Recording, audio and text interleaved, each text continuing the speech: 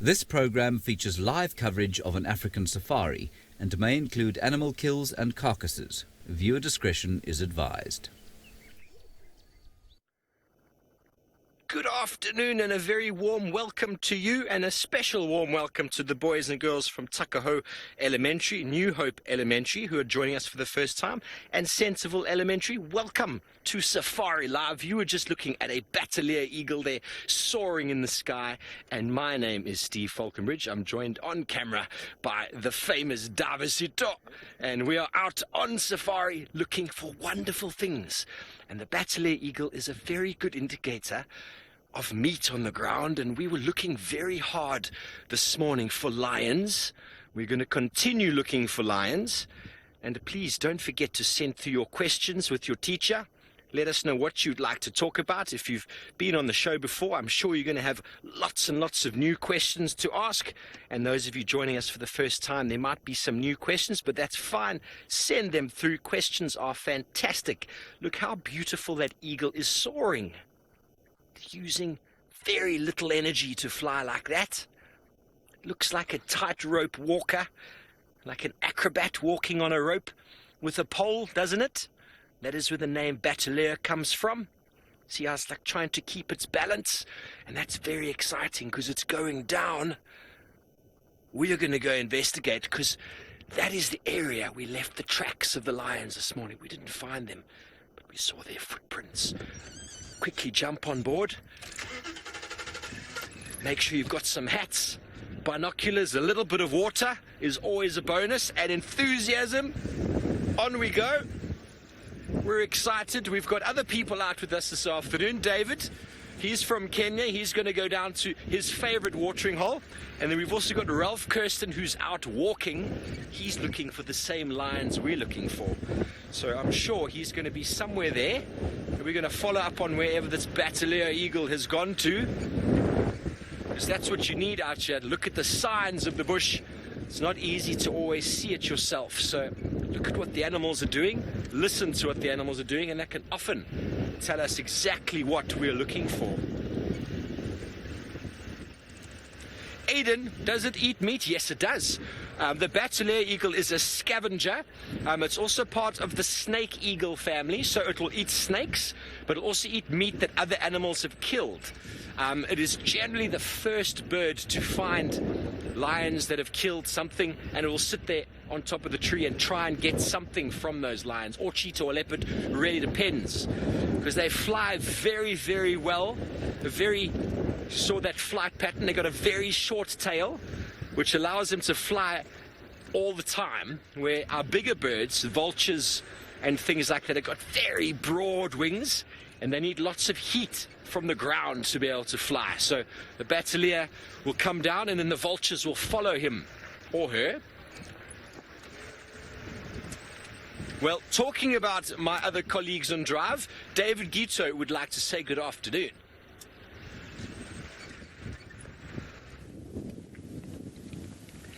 Good afternoon and hello, boys and girls, and it's so nice and exciting to have you on board today. I think two of the schools have been with us before, and one of you is a new school with us. The new one, welcome, and the ones who have been with us before, nice to see you again. My name is David. On the camera is Senzo. Good afternoon, Senzo. Good morning, Senzo. As Steve might have said, we'll only request you one favor. As many questions as you can through your teachers, keep bringing them. Any comments you feel, wow, that was a big animal, please, let's hear those comments. And also, any feelings you may have, let us hear. We've got some exciting antelope for you right now. We want to show you. Look at that antelope there. And you see he's eating something. And even when he was not bending, he was still chewing. Because they'll eat, they'll grab or take grass with their mouth and then stand, chew it, swallow it, and sometimes bring it back to the mouth and chew it again. This particular antelope is called a Waterbuck. A Waterbuck, and it is a boy because he got horns. If you see the same family member of this one that doesn't have horns, which will be a girl, you'll notice it does not have horns. And we might show you now how the girls look like. And you might see one girl with a baby. So that one there is a fully grown girl. We'll call it a mother, and it has a baby behind her. Do you see the difference between the two?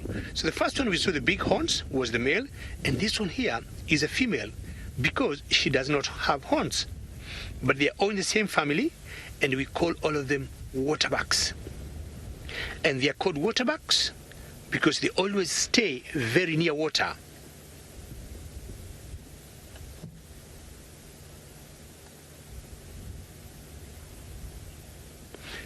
Innocent, you're asking if there'll be, or they're near a watering hole, there'll be other animals there.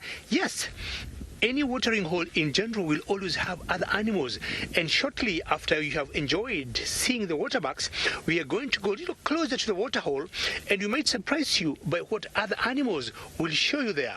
And if you look from a distance, it might not be very clear, but what you're going to do now, we are going to drive very close to that water hole, and if you look carefully, you can see some big brown animals in the water hole, Innocent. You see that? And those are hippopotamus. That's a hippopotamus. So your question was very good to ask if there could be other animals in the water. So the hippos will live in water. We might see other animals, for example, crocodiles, all living in water. And as I was saying before, these antelopes are called waterbucks because they drink a lot of water and they stay near water.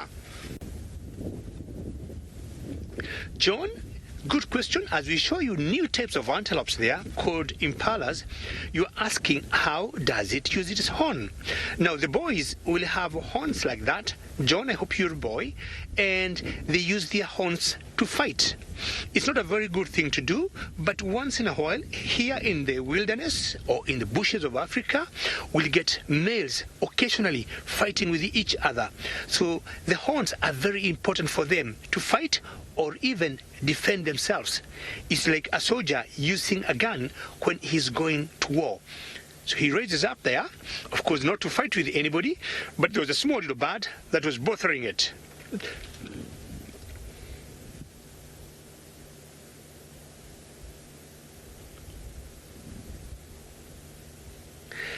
Diego, how are you? That's another very good question. And how does an antelope escape predators? So what antelopes will do first, unless they miss the predator, if they see it from a distance, they'll always walk back. If the predator tries to come close, what they do, they run away very, very fast.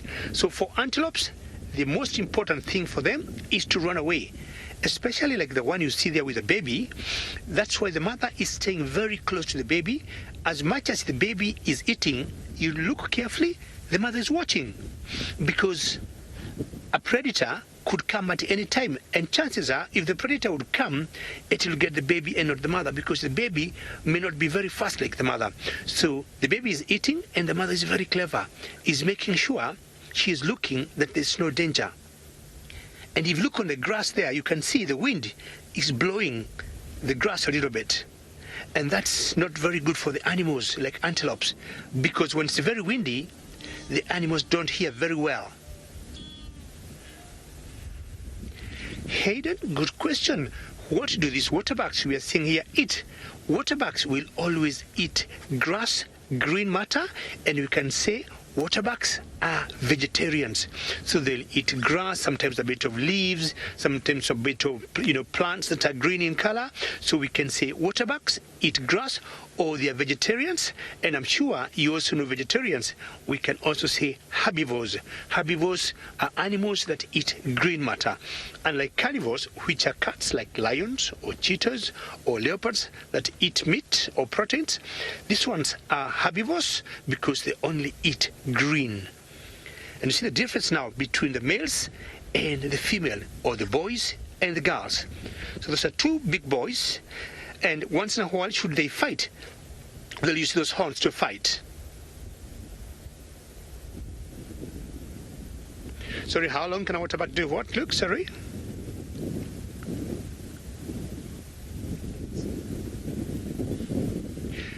Reagan, good question. How long do the horns of the waterbuck get? It depends on the type or maybe the age, but the longest, they can even go up to 2.5 feet.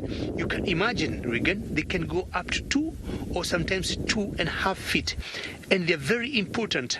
And the bigger for them, the better. They look more beautiful, and sometimes the females will like the antelopes or the males or the waterbucks that have good looking horns. So the two we see there look very good, don't you think so, Reagan? They are big, and that's what the females would want, and they will use the horns to fight.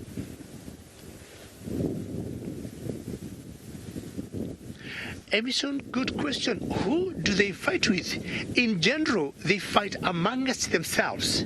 Waterbucks, for example, the ones you see here, if a predator will come to them and start chasing them, they tend to run away and they enter in the water, because these waterbucks have very special fur.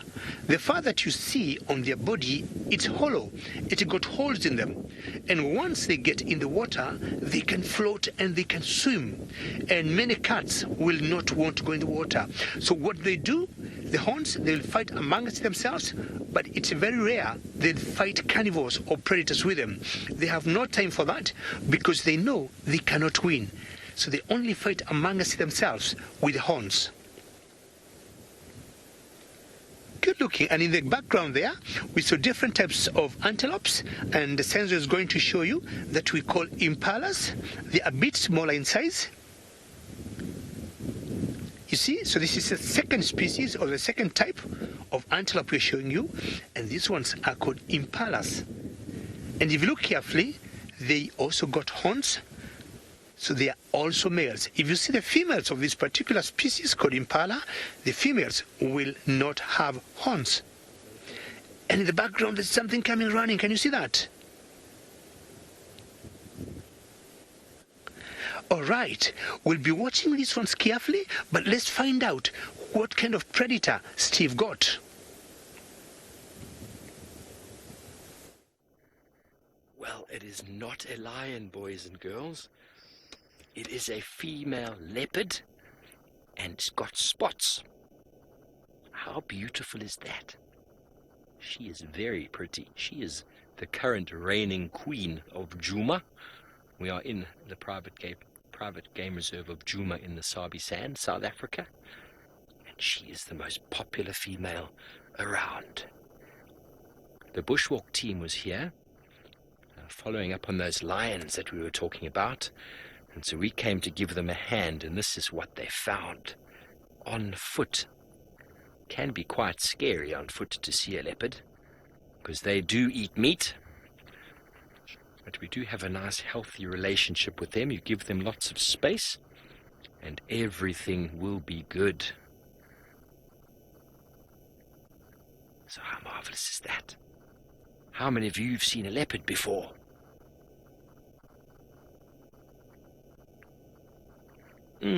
Diego, I really do. You want to know what's my favorite animal to see? I really do like seeing leopards. I do see lots of them here in the Sabi Sands, but my all-time favorite has got to be the honey badger. I love seeing honey badgers. They're really, really, really cool animals. Have you ever seen one before? I will show you a picture if you haven't. You might hear some squeaks from behind us. There's another vehicle coming to join. Daniel, you want to know how a leopard gets its spots? And they're actually born with them, Daniel, on their fur. When they're born, they basically look like just a ball of spots, really. There's spots everywhere. And as they get older, the spots start stretching out, and then you start getting that golden color in between. But they're actually born with them. They're called rosettes. They're actually not full spots, as you see on a cheetah. They're actually little rosettes. Can you see how they're almost little, not full circles? Black on the outside, a little bit darker inside, and then that golden bit in between, or the yellow in between. There's a few spots on the back of the neck and on the shoulders and head. We call them rosettes. The cheetah's only got spots, no rosettes. And it's there for camouflage. Kieran, you want to know if the antelope by David are under risk of this leopard coming? Well, David's a little bit far away, but most certainly it would go to an antelope that came nearby here. Have a look how David pulls away. Can you still see the leopard? Amazing, isn't it? We're only about 10, 15 yards away from her, and that's what the spots are all about. Those spots allow the leopard to crawl and to creep and to sneak as close as they possibly can to an antelope and then launch an enormously fast attack. Angelique, what a marvelous question. You want to know how leopards find that place, that perfect place to blend in. Well, this habitat, this area they live in, is basically designed for leopards to blend in. They've kind of lived in these areas for a very, very, very long time. And so those spots have designed to break up sort of the outline of the cat. So if it doesn't move, it disappears into the grass and the leaves. Only if it moves is it spotted. And so that is how it's evolved, how it's adapted, and it's so that it can get as close as it possibly can to an antelope before trying to catch it. And we think there might be some meat here somewhere. We haven't seen it yet.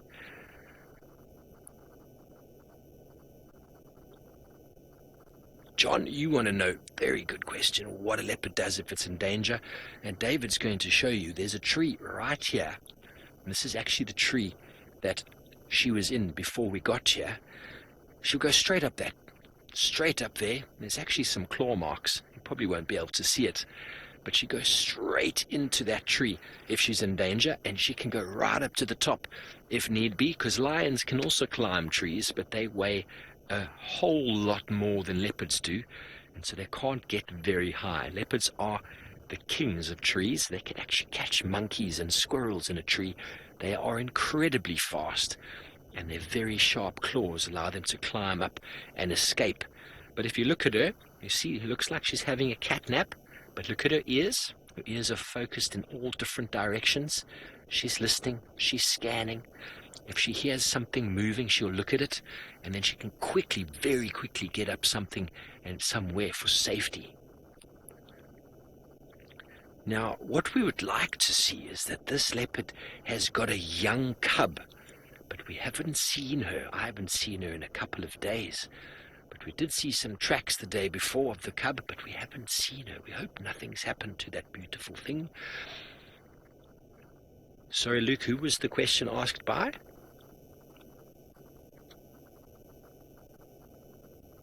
Tavi, you want to know if leopards can swim? Yes, they can swim. They don't like swimming, though.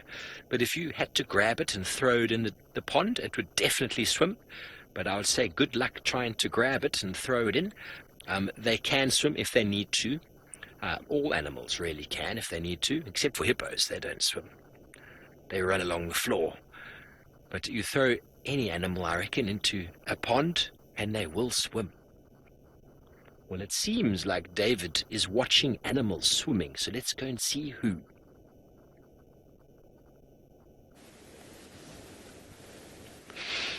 All right, boys and girls, we got something different.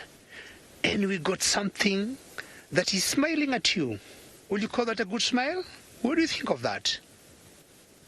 Look at that reptile. And that is a crocodile. It just opened its eyes.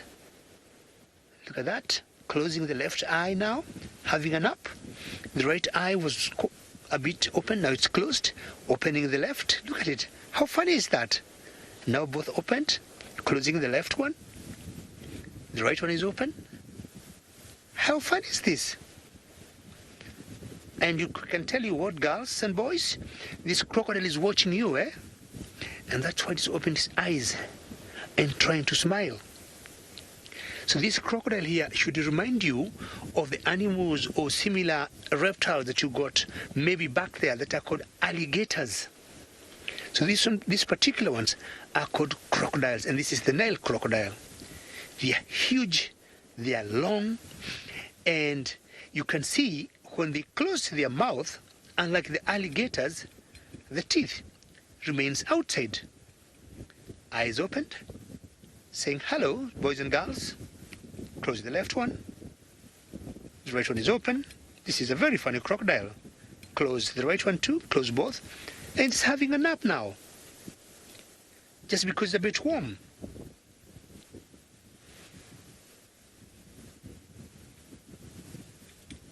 Predator, you're asking, can hippos save other animals from drowning? What happens is most of the animals, like that baby hippo you see there, that will live in the water, they tend to know how to swim and to survive in the water. And you see there's so many birds on top of that hippo there.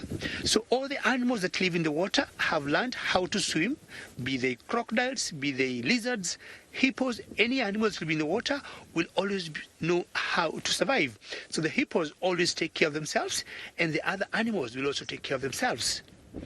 See that baby hippo there, walking, going towards the water, and there's a bird behind it that we call a lapwing, and there's a bird on top, or two birds on top of that baby hippo, and we call them oxpeckers.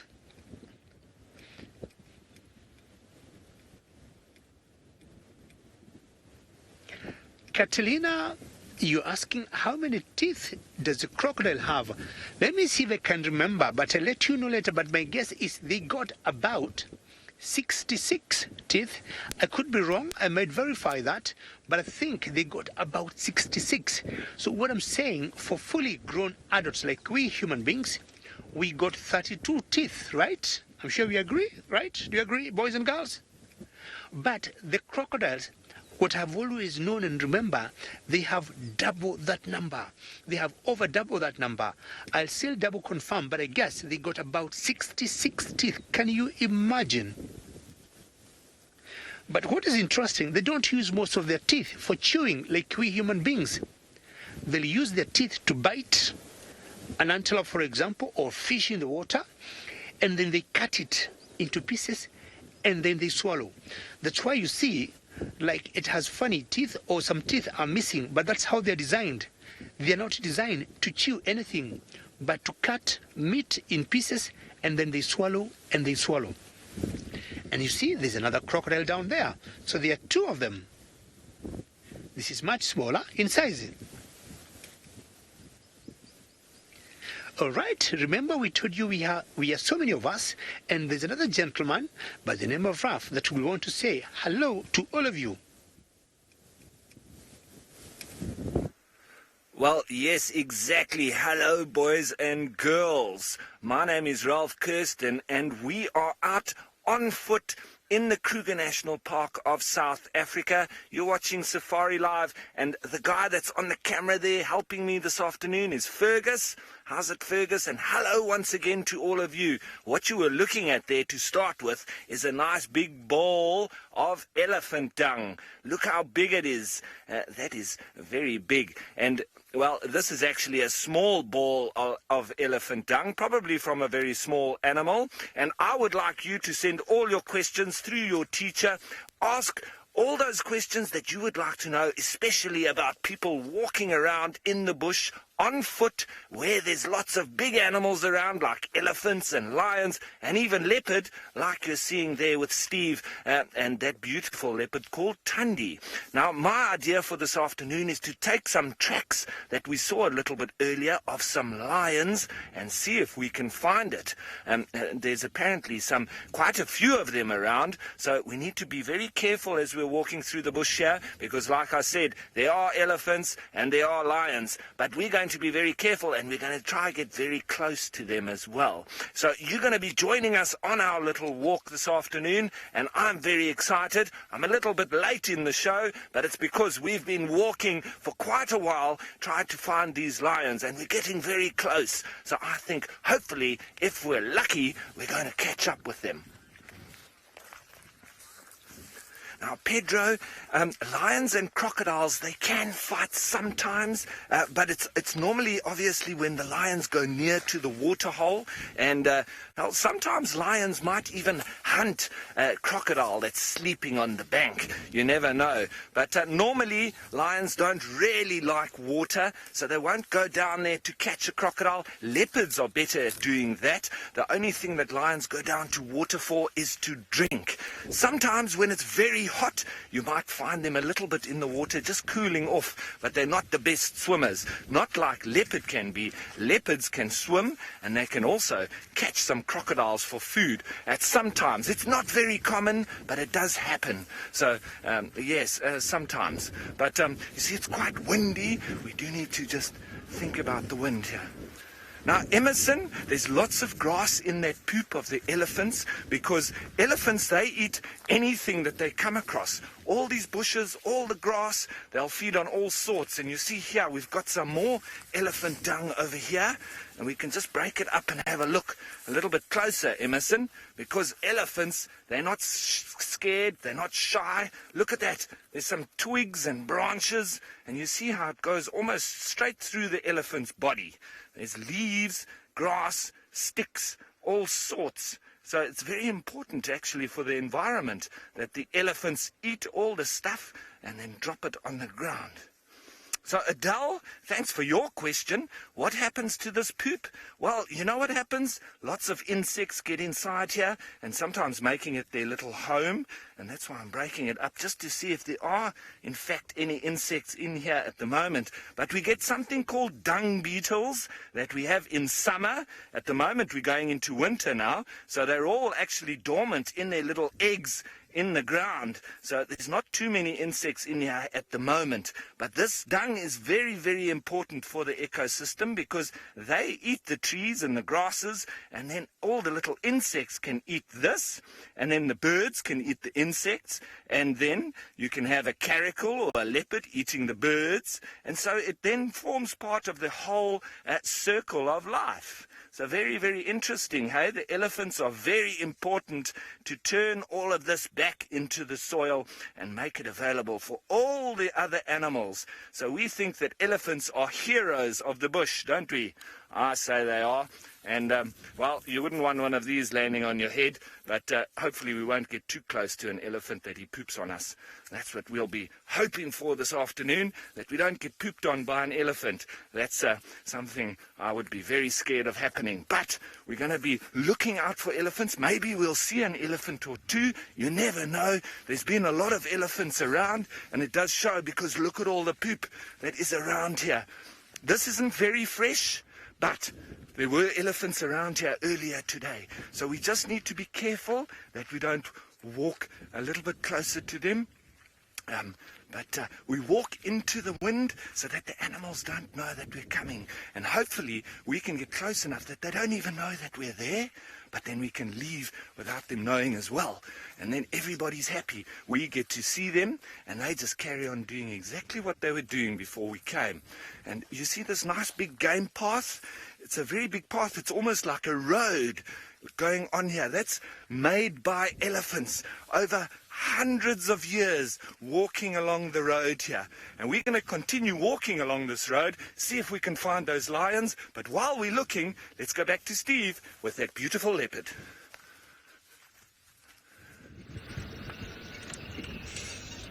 Well, the leopard decided to move away from us very slightly, and the camouflage that I was talking about has played such a good role.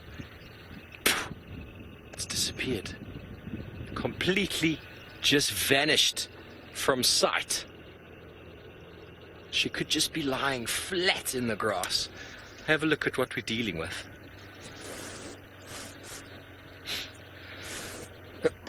Excuse me. There's probably another one of those coming. Just in there, she just... And we lost her. It does happen, though. It does happen. Darian, how would you react if someone stole your food? Leopards are the same. If something tries to steal their food, they will fight for it, if they can. Obviously, if another leopard steals its food, ideally if the animal is bigger than that leopard, it will steal it quite easily. But if it's not bigger, then it won't get anywhere close to that meat. Leopards and lions are very protective of their food. Very, very protective, and they don't take very kindly to anyone stealing. Food is their life source, it's their sustenance. And just like dogs back home, if you get between a dog and its food sometimes, it can be a little bit, don't do that, that's mine. So, yeah, they don't like it. Now we're trying to see if we can make head or tail. It's incredible how we can just vanish into this thicket. And this is exactly where we had the lion tracks this morning. So it's possible that the lions or the smell of the lions got her attention and she moved off. We're not quite sure. We've got to drive very slowly here. Darby, how long are leopards? They're just over a meter, probably a meter. How long are leopards? That is a great question. I got a lovely little book here. Haven't measured a leopard for some time. There we go. There's a lovely cat. Beautiful leopard. 1.6 to 2.1 meters in length. That's obviously including a bit of the tail, I suppose. Excuse me, someone is trying to talk to me on the radio. Stand by. I'm on Batalia, exactly where we had the tracks of the Ngala this morning. Well, we're going to go back over to Chitwa. It seems like David's got his sound back.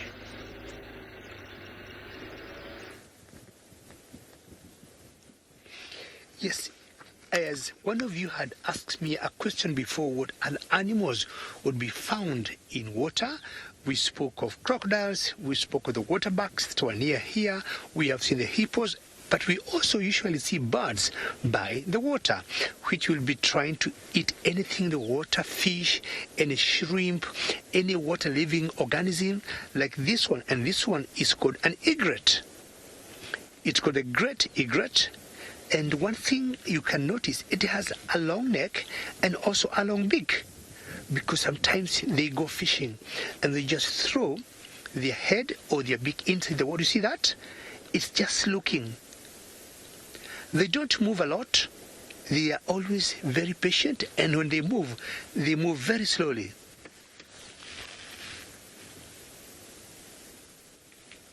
Toby, that's a very good question. Why do some of the birds stand on top of the hippos? What happens? These birds that stand on top of the hippos will be feeding from the top of the hippos. And what they'll be feeding on, sometimes you get small ticks, or what you call parasites, on top of the skins of hippos. And these birds will be trying to get these ticks out, and that's what they feed on. Or occasionally, if the skin of the hippo is broken and it's bleeding a bit, these birds also have been known to go and suck the blood and maybe a bit of the scales on top of the hippos. So that's exactly what these birds do. If you're lucky, we might be seeing that. And these birds, we call them oxpeckers. They peck and they remove the parasites from the birds, from the hippos rather.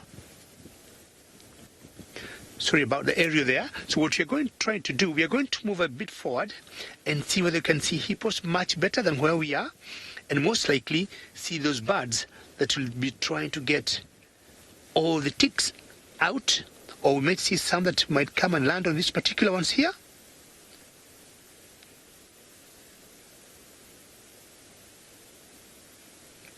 Sorry, how far about what? The hippo cleaning itself?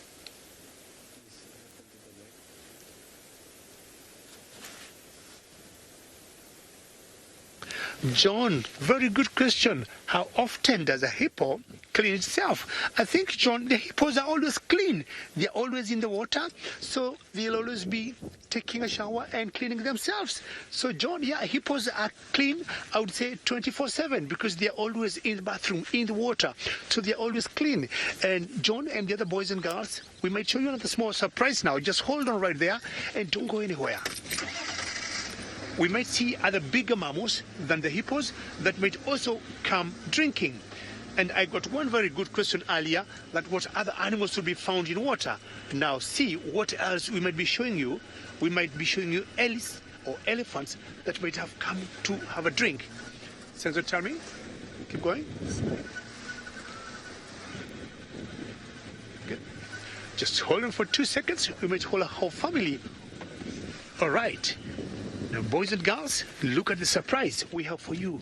Good things are happening today. Leopards, hippos, antelopes, birds, and now elephants. Yay! I hope all of you are clapping to see this. But I can't hear you clapping. You should clap harder.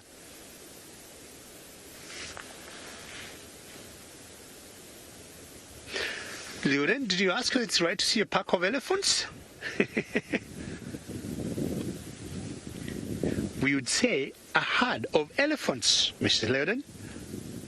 Yes, so Mrs. Leoden, a pack of elephants, I doubt. I would say a better way to put it would be a herd of elephants.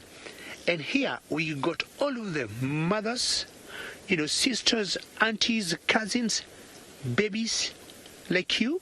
And you see the babies are putting their trunks up. And I can tell you, you boys and girls are very lucky to see this. And I want to find out what ages these elephants are, and maybe you can compare it to your ages.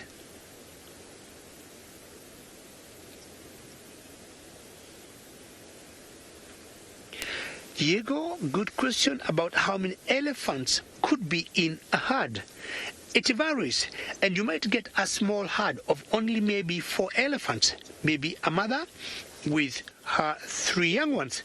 But you might also get an elephant herd with about almost 100. So, Diego, what I'm going to do now, I'll try and count this one. You give me about 30 seconds, and I'll give you a count of how many there are here. We are going to count them with Senzo, and we'll give you, sorry about my head, and we'll give you an idea how many there are. So let me count.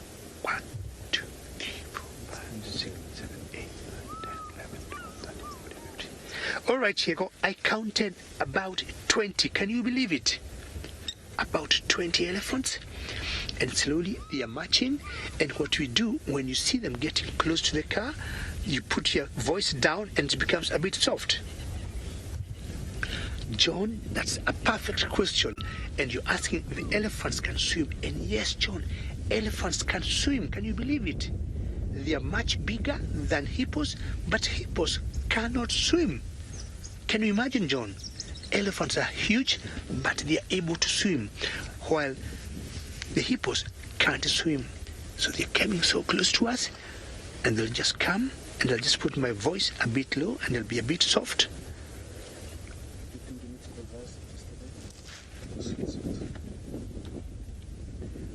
Taylor, that's a very interesting question. Why do elephants have big ears? If you look like the one that's drinking there, look at the size of that ear. On the elephant's ears, that's where all the cooling of the blood is done. So for the elephants to maintain their body temperature, the cooling is done there. So we're going to move forward, backwards a little bit, and just give them way should they want to pass. And we'll always respect the animals and maybe find out where exactly they want to go, but you'll still continue enjoying seeing them. So yes, on the elephant's ears, that's where all the cooling of the blood is done, and that's why the ears are big. And behind the ears, if you're lucky to see, you'll see they got lots of blood vessels there, and that's where all the cooling of the blood is done. And if you look carefully, they'll keep flapping their ears up and down. So we just give them space, and especially when they have young ones, stay away from them a bit. Darian, you're asking, how do elephants defend themselves?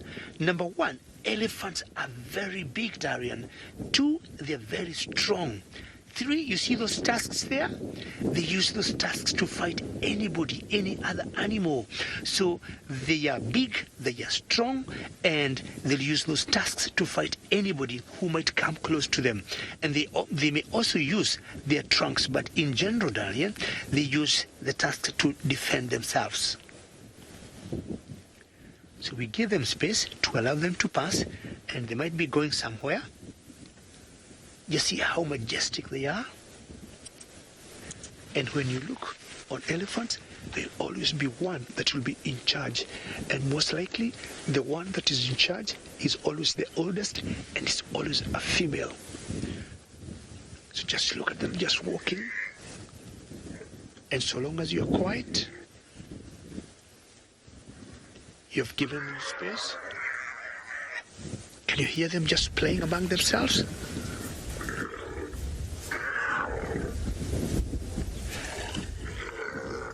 Excellent. And there's one that's trying to nurse one baby. Sorry about the tire of the car. That's our spare tire that we'll always use. And there's one small calf that was trying to nurse, but the mother was not ready for that. And you can see how playful sometimes they get. And those are the young ones. Sorry about me. This is so interesting. So they're just passing, and maybe they might go choose another place to drink. But as they move on, let's find out what the Bush Walk team has for you, boys and girls. Oh, look at this, boys and girls. We've got a little lizard that's just sunning itself on the side of a termite mound. And it seems it's quite still. Remember that lizards, they need to get their warmth and their energy from the sun or anything that they're lying on that's warm. So you see this little lizard on a nice cool winter's day like this. He's just putting himself out in the sun, and then you get lots of energy from there. But he's sitting on a beautiful termite mound, and this termite mound is very special because these little termites are probably one of the most numerous animals, the most animals that we get here in the bush.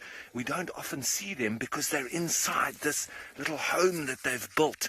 And just imagine that a tiny little termite can make such a big home, but there's millions of them that work together, and everybody's got a very specific job. You've got workers that help to build the nest and go and look for food, and then you've also got the soldiers that will help to defend the nest. And then you've got the king and queen that are the ones that lay the eggs and make sure that there's more termites for soldiers and workers. Now, they also can't actually digest the grass that they feed on, so they make mushroom gardens underneath the ground, which is very, very interesting because this is actually the chimney for the big chamber under the ground. So underneath us is the biggest part of this termite mound. It's like this is the tip of the iceberg. And you know what I mean by that? If you see an iceberg floating in the ocean, you only see a very small part of it. Well, this is what is happening here as well. The very small part is above the ground, and the rest is all below the ground here. Now, Katerina, you wondering about that little lizard over there? He's still there, and he's not a vegetarian. He will be eating little ants, and maybe that's also why he's sitting up there, because there's lots of ants moving around on top of this termite mound, and so he may just be getting some energy, enough so that he can go and catch some ants and other little insects. Daniel, his tongue is probably about as long as his head. So it's not as long as a gecko's. A gecko's tongue is much longer. And there's a little ant that he's spotted there. Looked like he might have gone and chased it. But you see how he's looking around? So lizards are a little bit different to geckos and chameleons as well. Chameleons are the ones with the very long tongues. They can shoot their tongue out and catch flies and moths and all sorts. But this little lizard, he needs to really run and chase after the ant and catch it. He won't be shooting his tongue out like a chameleon does. But looks like he's waiting to hunt.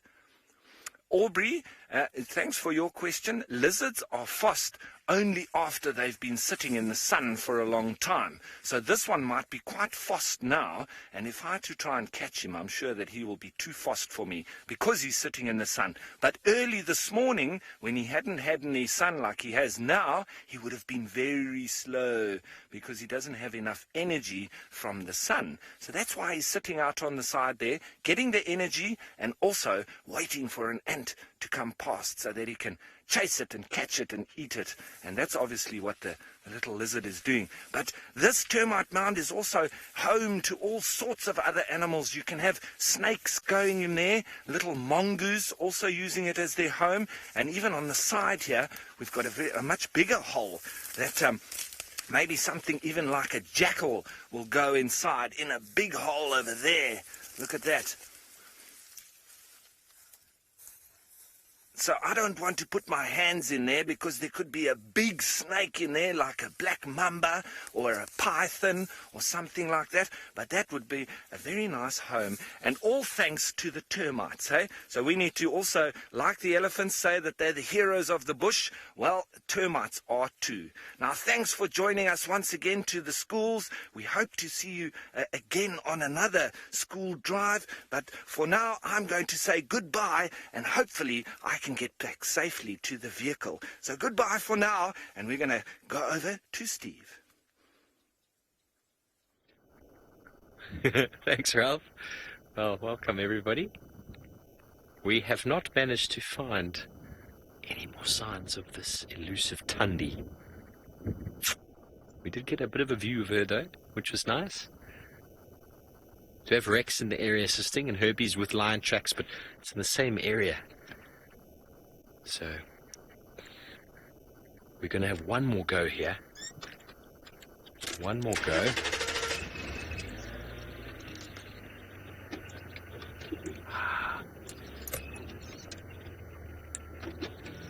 Fantastic. Just heard something very nice on the radio. Just something very nice on the radio. Someone has found the lions from this morning. So Herbie is right here. He's going to see if he can relocate on Tundi. And we're going to go and have a look at the unkuhumas for a moment. How does that sound? Because she's probably just here in the thickets or she's moved off. Very hard to see. Busy, busy, busy. Ivy Tundi is the elusive one, isn't she? She loves to give us all a slip. Let me get out of low range. And I'm just going to talk to Texan, who's found the lions. Tex for Steve. Good afternoon, 4. Can we join you there, please?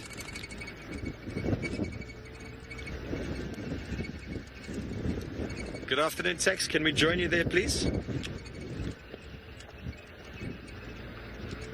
Best approach, Central Nyala Junction.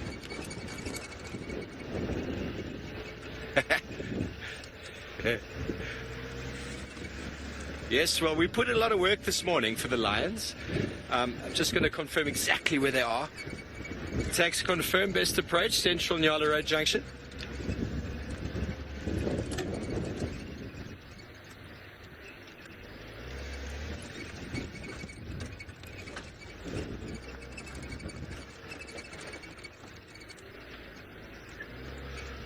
Okay, well, while we try and get to the sighting, let's go over to David with a toothless animal.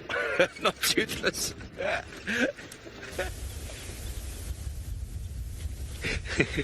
Thank you very much, Luke. And yeah, Steve, good luck. Hopefully the news will be pretty good news.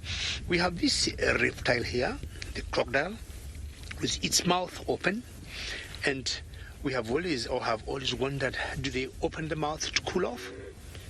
Do they just enjoy being out in the sun? And if just cooling off because it's so warm, why doesn't it get in the water? The scales that we see there, sometimes we assume they get so much solar energy during the day by being out in the sun. And there have been all these theories that they'll be out there and they'll want to absorb as much as possible solar energy, which they may use at night for digestion. Colonial asking, can crocs hear? Yes, Crocs can hear. They got ears. They can hear. And we one time tried to sneak on crocs from a distance, and we stayed in the front, but we threw stones from the back. They could not see us, but we threw stones from the back. And the stones don't make it move. Then we shouted from where we are, and you could see the croc just moving, immediately, like finding out where are the voices coming from. So if you look carefully right behind the ears there, behind the eyes, crocs will definitely hear. And I was talking earlier of how crocs will not chew their food, and the way the dentition formula or the way the teeth are designed here, they do not, or they're not designed to grind anything. They're just sharp, and that's why when they get their prey, they'll always either cut it in pieces and then they just swallow. Cut and swallow. So that is a clear message showing why crocodiles will have not or been recorded chewing.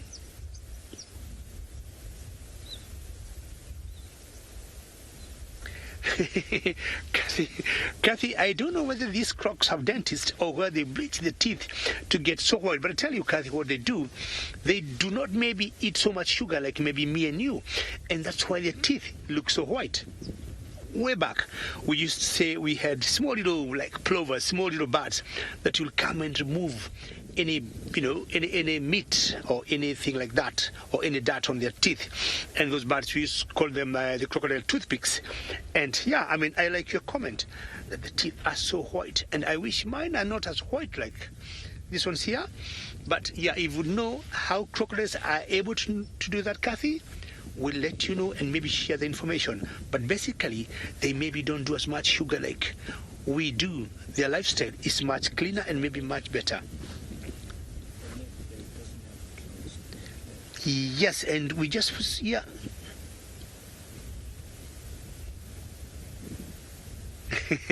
Robert, how many lions will take to kill this croc? I don't know whether it could be one lion or a whole pride, Robert.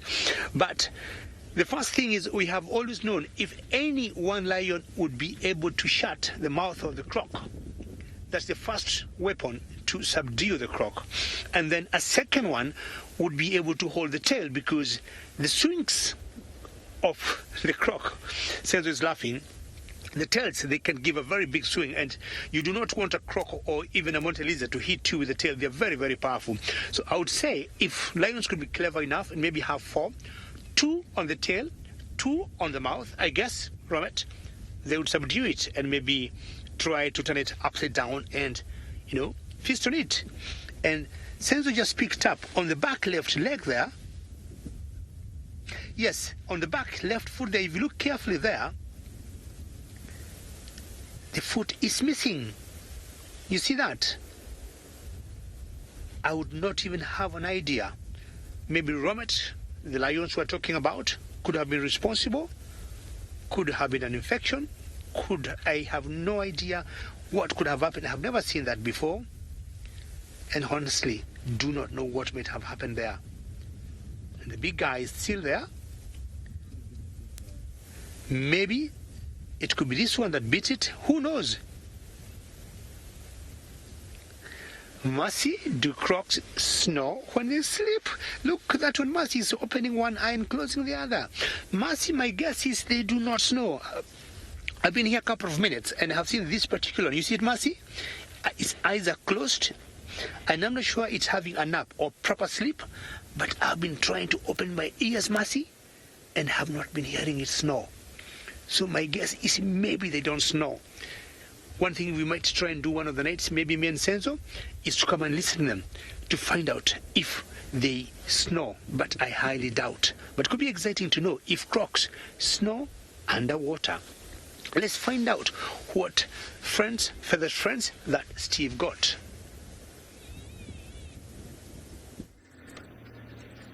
We have got vultures, ladies and gentlemen.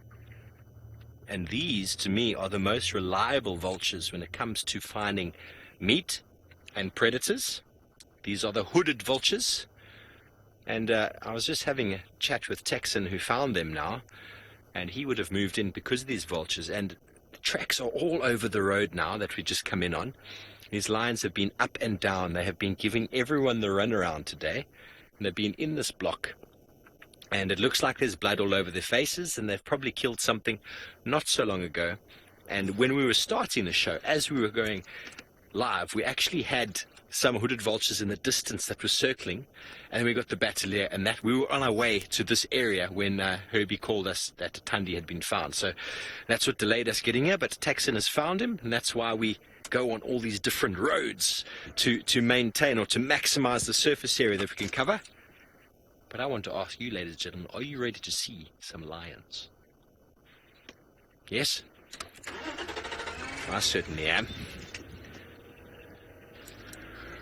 Gromit, you're excited? Well, on boards. Whoops, see, watch out, there's a hole in the ground. It's another thing, the grass doesn't only camouflage the leopards that are trying to run away from us, it also camouflages the very big holes. But I'm following the same track that Texan came in on. I just moved aside there so he could pass me. That's why I didn't see that hole.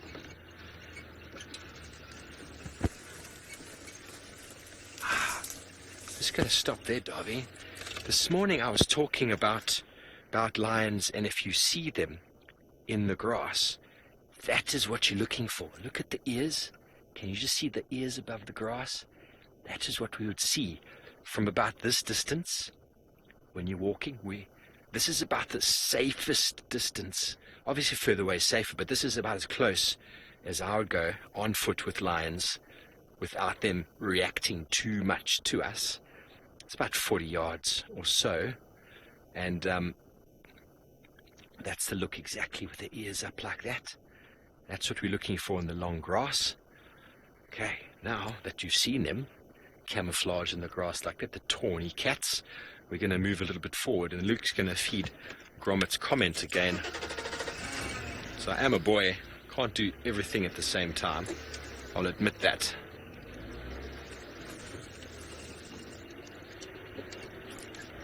Ooh. Gromit, unreliable vulture. Whiteback vultures are not very reliable. If you find them with hooded vultures, well, it's the hooded that got you there in the first place, not the whiteback. But whitebacks, they roost in colonies, so it's common. How about here, Darby? To start, it's common to find whiteback vultures in colonies after they've been cleaning themselves, bathing themselves. It's very common to find them in a group, and a lot of people will often go and investigate whiteback vultures. But if there's no tawny eagle or batelier eagle or hooded vulture with a whole lot of whiteback vultures, I give them no attention at all. So they've moved out into the sun. It's a very good chance that the reason the vultures are in that tree is that whenever they're killed, it's probably underneath that tree, because the hooded vultures will always be as close to the meat as possible, and there's probably more unkuhumas hiding under the bushes there. Bobby, what would eat a vulture? Well, I've seen jackals try to catch them. I don't know if they're very tasty. Things will try and kill them. They might not eat them. The lions will catch them. Leopards will catch them. Jackals most certainly. I've never physically seen anything eat them, though. But eventually, when they fall down and die, the termites and all the bugs and things will decompose everything back into the soil, as Ralph was talking about, the real workers of the bush. As the text said that they looked a little bit bloody on the fur. I can't see too much from where we are. How many can you count there? I'm going to get about 5 or 6. It's a very good chance that the prize even split up in these conditions and with tracks all over the place.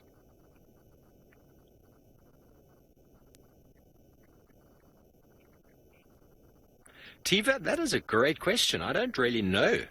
Essentially what happens is that when we talk about allosuckling or synchronistic suckling, normally more than one female is pregnant at the same time or have given birth to cubs at the same time. That's where sort of the breeding synchronicity happens. I've never heard of another female lactating if she's not pregnant. I'm not sure if it's possible for them to, or if she's obviously given birth. I'm not sure if it's possible for Amber Eyes and her lactation with cubs to induce the others to come into sort of a milking process. I have absolutely no idea. communal suckling, very common in lions. It's normally due to the fact that they'll often come into breeding readiness at the same time. And that's to obviously provide reinforcements all at the same time. You get, got a very low success rate, lion cubs. And if you have 3-4 females all giving birth to an average of 3 cubs at a time, it can really boost the numbers. And with a low success rate, you're going to be guaranteed to get a good sort of recruitment through. It also works very, very well if a number of them are young males, so that they can move off the same sort of time at the same age. They look like they've eaten something, but nothing too big. Might go around a little bit to the other side. What do you think, Darby? Or are we good here? Yes, okay, their tawny coats are amazing. And we were walking just on the other side there, not too far away. And actually where we had Tundi not long ago is probably about 400 meters or so, directly over this lion's head in the opposite direction. So we don't know what she saw, but just before she moved, she spotted something, or she went low in the grass, and then she turned away from us. So sometimes that could be characteristic of her seeing danger. She and slunk away, but we found it very difficult to follow up, and then we didn't see anything coming through. So very hard to say what it is that changed her behavior or made her move. Okay, well, we're going to be coming into this area. Oh, I'm going to try and move so that we can get a nice view of them. Ooh. You're lucky you're all on the camera there. You can't smell what I think I might have just driven through. Lion scat. It is a marvelous, marvelous smell. Let's go and see what Ralph thinks about lion poo.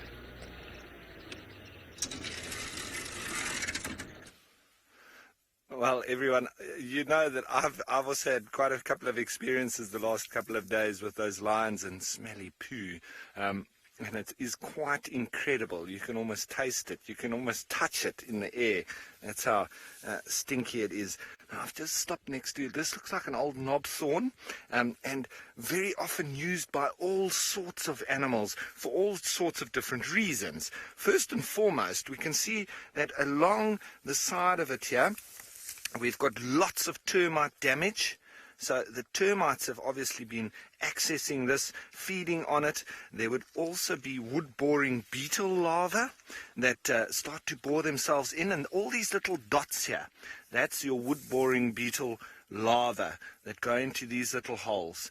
And often then we hear the woodpeckers coming along, but that is your bearded woodpecker that makes the territorial knocking. But all the other woodpeckers as well, they'll be sticking their tongues in their very bristly, sticky tongue that they stick in there, and it obviously then grabs onto that little larva that's on the inside there and pulls it out. And so they'll feed on that quite a bit, even now in winter as well, where lots of the arthropods are in their larval stage.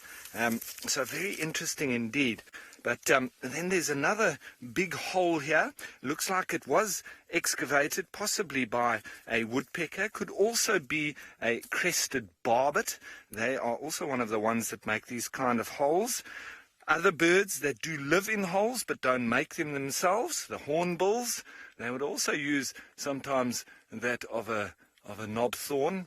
And then obviously on a dead tree like this makes for a perfect perching point for anything like a fork-tailed drongo, which is just flitted off of it over there now as well.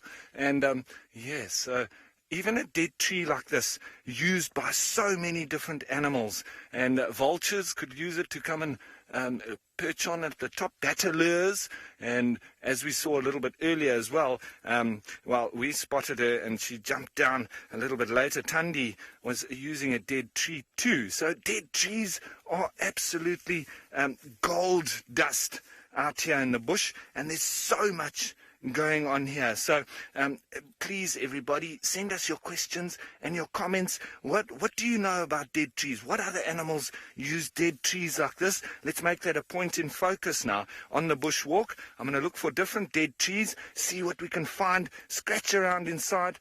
As I say, there's lots of arthropods that are dormant at the moment, but we can often find some of them in their larval stage in little places like this. But I don't want to break open their homes, so I just want to try and find them in their natural phase.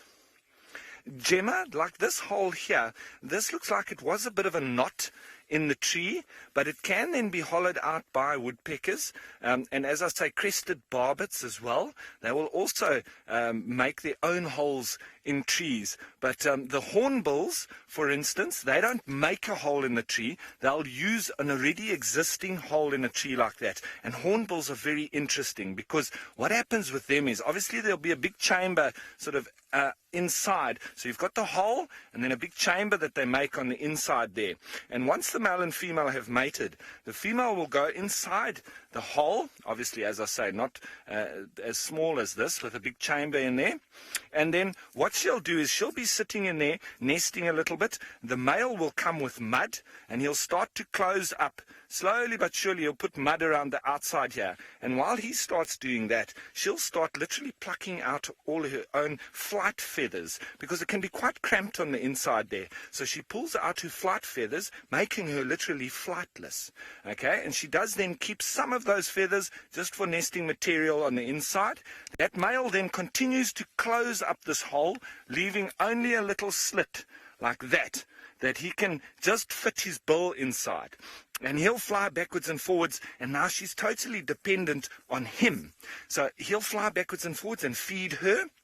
She'll subsequently lay the eggs and incubate them on the inside there. Once again, totally dependent on the male, and he's flying backwards and forwards. I've heard that there are stories that if that male had to die, whether he gets eaten by a caracal or knocked by a car or whatever else might befall that male, that the female on the inside is not always stranded. She can actually give off a distress call that other single males might even come and help her and feed her. Right, but anyway, regardless of that little thing, she will then be inside that hole, and what happens then is the eggs will hatch, and the babies will then continue to grow.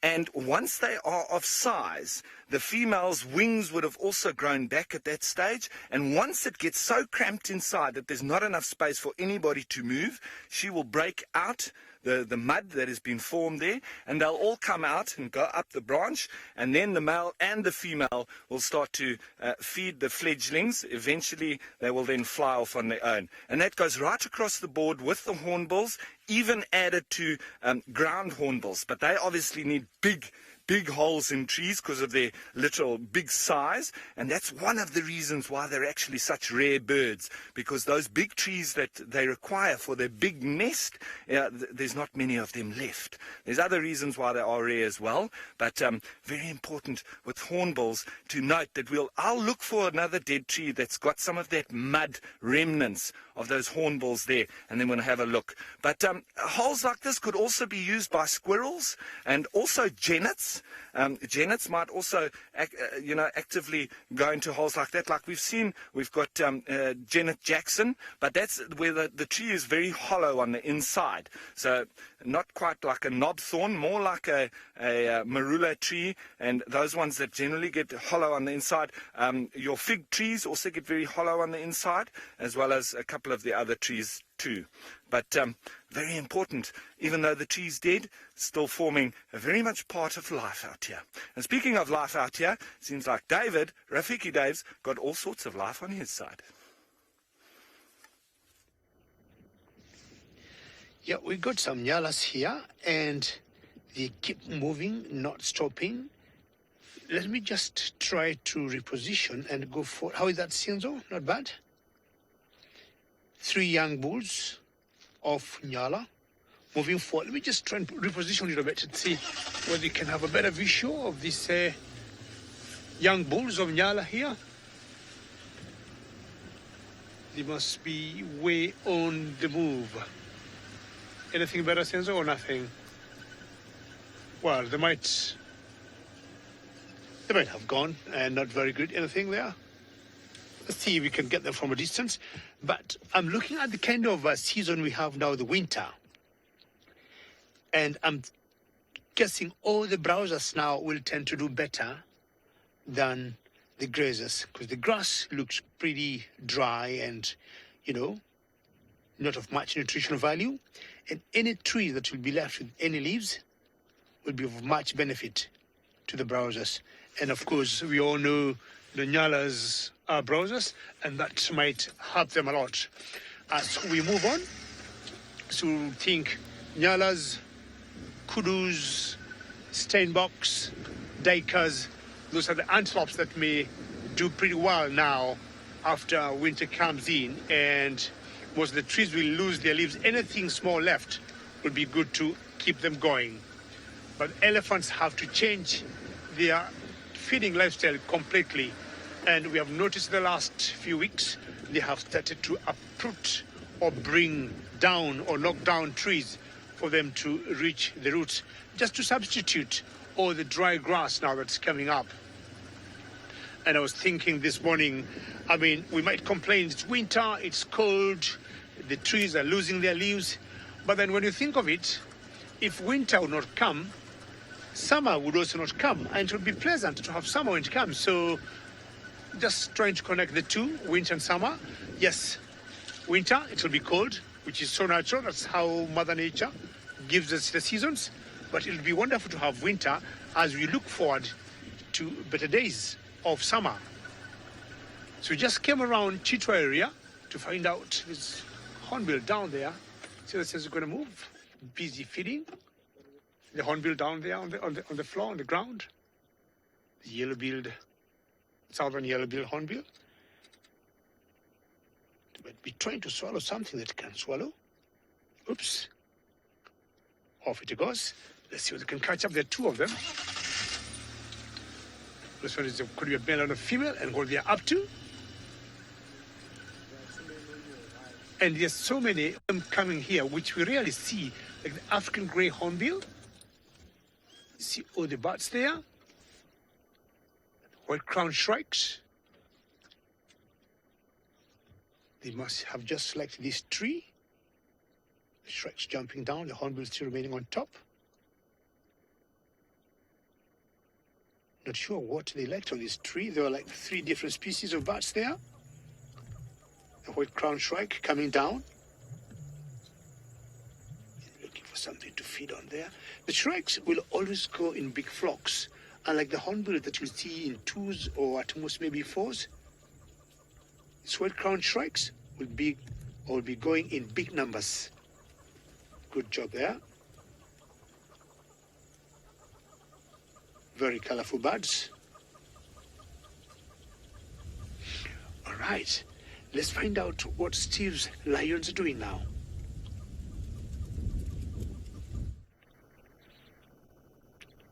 Well, they've been very flat. Now suddenly there's a little bit of a tension. This is the only one that's really moved in the last little while. Got up, it gave us a look, and then it lay down again. You can clearly see the intention in the ears, can't you, when they're looking in a direction. And some birds alarm calling over there. Don't know what it could be that they may be alarm calling for, but it's definitely alerted this youngster.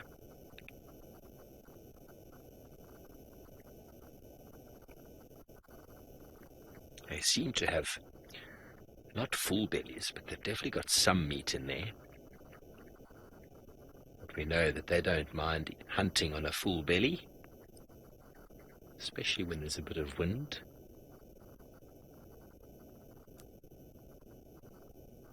Can't see anything in the distance there.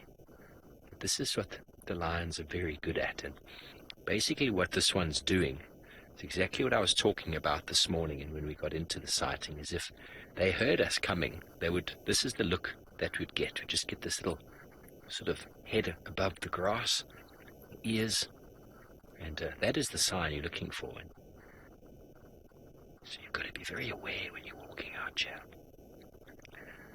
That's why a lot of the animals walking around here they're very aware, they're always listening, a very good sense of smell,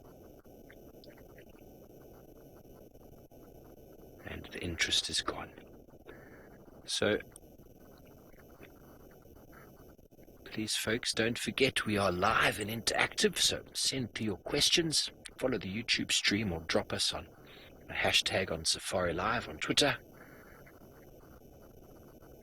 So I wanted to enlighten you to something that I've gone and done to ruin David's entire day.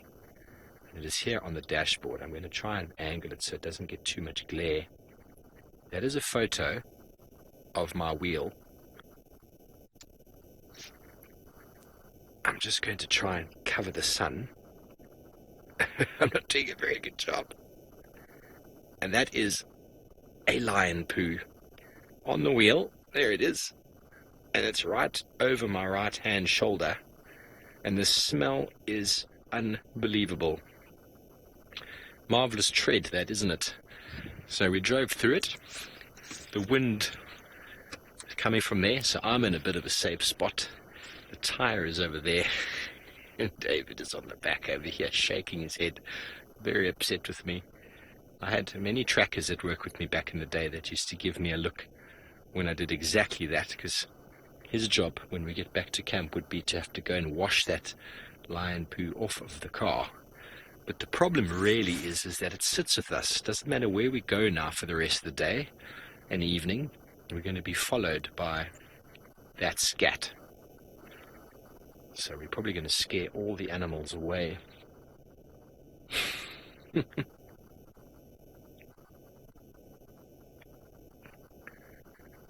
Rommet. This young one, I think, will get a hiding with any other males. If the evokers come in and try come near this pride, he will be the first one to get a hiding from them. Oh no, he's got no chance. The thing is he's the only boy in the pride, and so he's getting bigger and stronger, and the only ones he's got to compete with are the females. So he's not really experiencing the weight and strength of a male. And as soon as he does, he's going to catch a really quick wake-up call. Because, when he fights with his mom and his sisters and his aunties, they kind of almost let him go, to an extent. There's obviously a lot of argy-bargy that goes on, but he will be stronger than his sisters, no doubt, and his cousins. He'll probably outcompete the females from time to time just because of strength, but as soon as a fully mature adult male lion enters the scene, it's a very different story altogether. He's still got we can't see him at the moment, but he's still got a very, very low mane. Minamu, very good question. So when we talk about male lions entering prides, there's potential for cubs to be killed. Now, first of all, the pride moves over quite a vast area, and the females need to den in a certain area where it's safe, where they deem it safe, where there's suitable habitat for denning. And they generally pick, I believe Amber Eyes denned in the same place last year, unsuccessfully. They generally pick a spot that's sort of where they want it to be for all sorts of reasons. And the pride's not going to stick around there, so the pride invariably moves away. They might end up back in the area again, but the adult needs to sort of keep facilitating going back to the den site. So she picks an area that's suitable, and then sometimes, as in the case of Amber Eyes, follows the pride for hunting, but sometimes they'll stay near the den, do most of their hunting there. But if male lions come into an area, they will seek out cubs immediately. But if the pride's nowhere near the cubs, they're pretty safe. They're pretty safe if new males come in. But there's no chance that the cubs would be able to keep up with the pride. And bearing in mind the territory sizes are enormous, so the den site would be somewhere within their territory. She wouldn't go off territory and off the map, so to speak, to den. It would be somewhere she's familiar with, somewhere she knows quite well and she can find on a daily basis.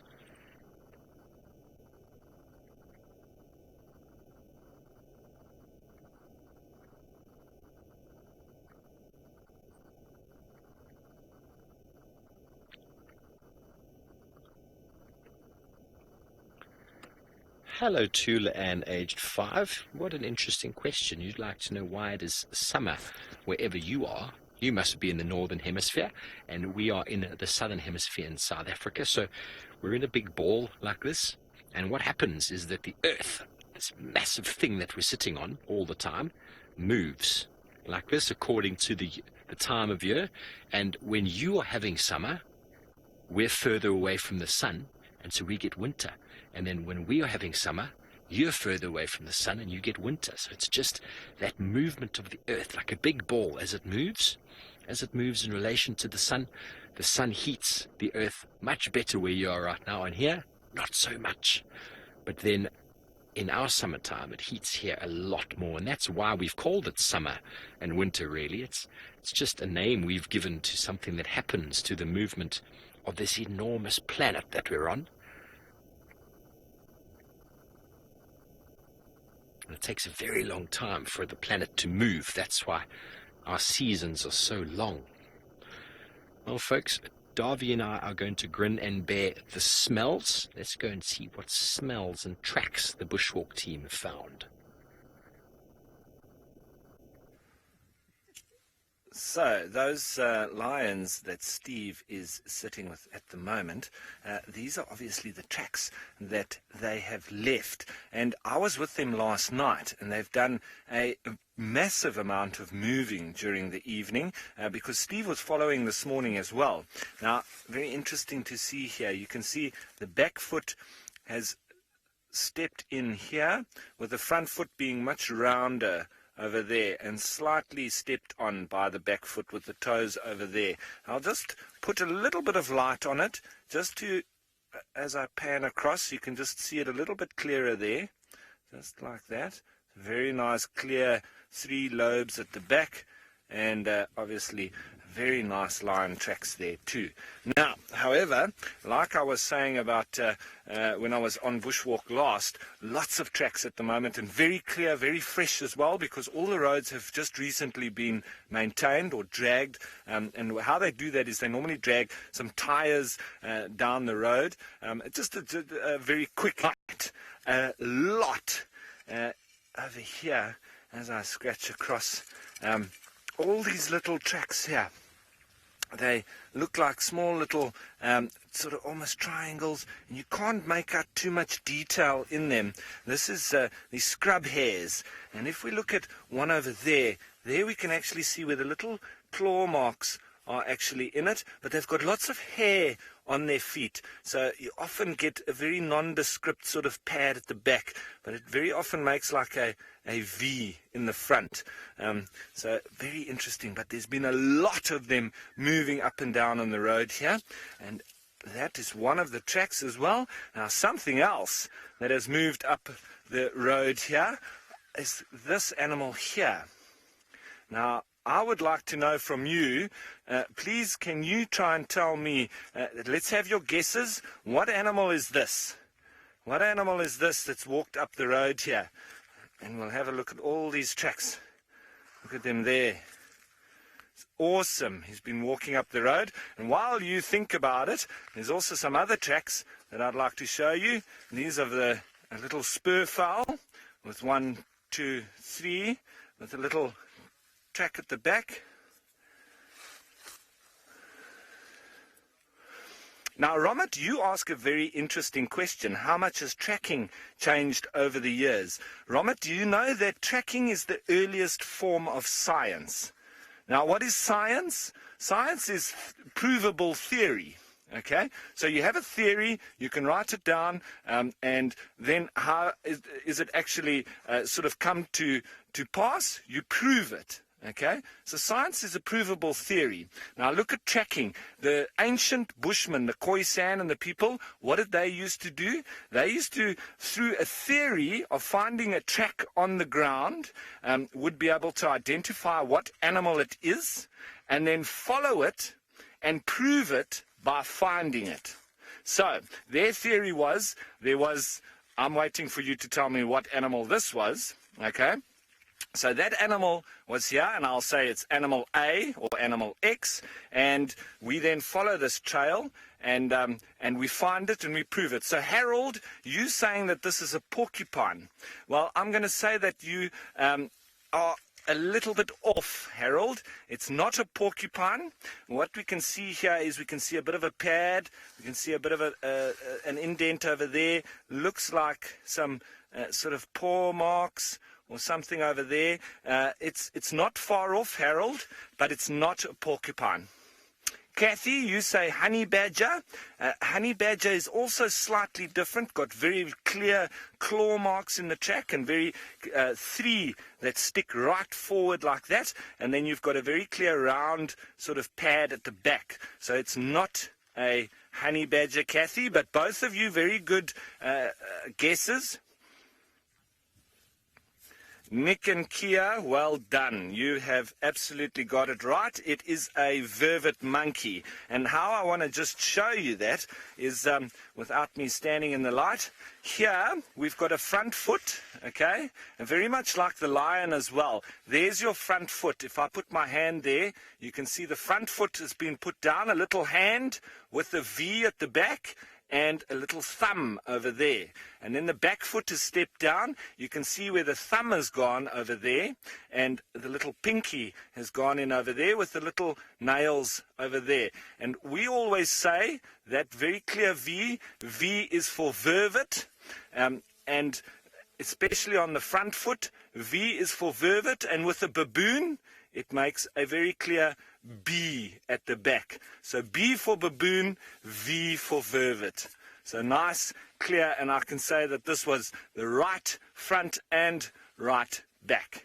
Very nice. So the only way that we would be able to say that it is a perfect science would be able to take this track and go and find it and prove that that's a vervet monkey. And that then is the earliest form of science. So how's that? And it hasn't changed much over the years, because that is exactly how it was designed in the beginning, and it has been perfected by the Khoisan people or the Bushmen.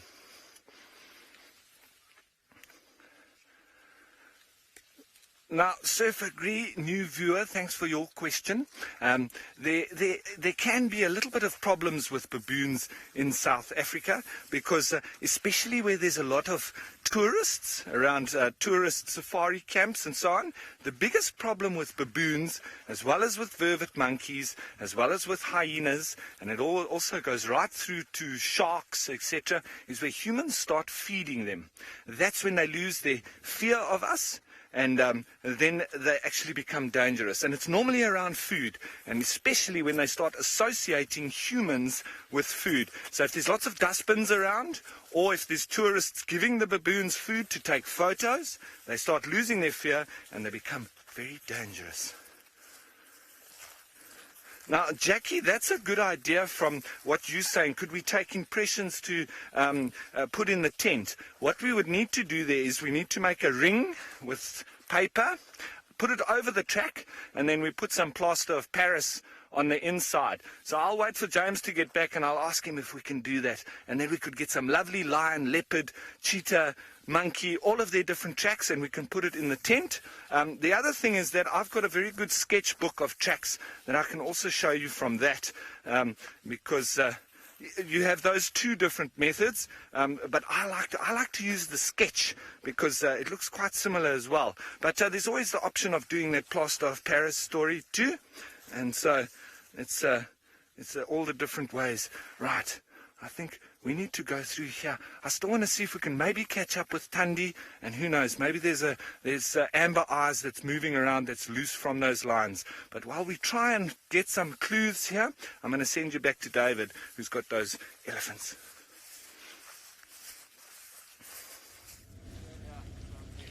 Yeah, we've just found another herd of elephants, and it's time now to feed. And what they're doing here, they're debarking trees, they're knocking trees down, they're uprooting the grass, and they are all feeding. And it's a different herd, and it's a little smaller than the herd we saw before. And great light at the moment. So they're just trying to break and bring that branch down. But I think the quality of the grass here is not bad. I haven't seen them eating as much grass as they're doing now. I've been seeing them knocking down trees and getting the branches, getting the backs of the twigs, and sometimes even the roots. It's one young one there, but also being playful at the same time is feeding. You would wonder how much nutrients they'll get from all this type of dry grass. And no wonder their digestive the whole process is always not very efficient, not put into good use or what they eat. Sometimes I think they only have to keep filling their tummies to hold the body frame of these very big mammals. Hello. How are you? Keep eating. Do you got any concern? You have your ears out? Sometimes they will always want to listen and study the situation. We'll also to keep our voices low.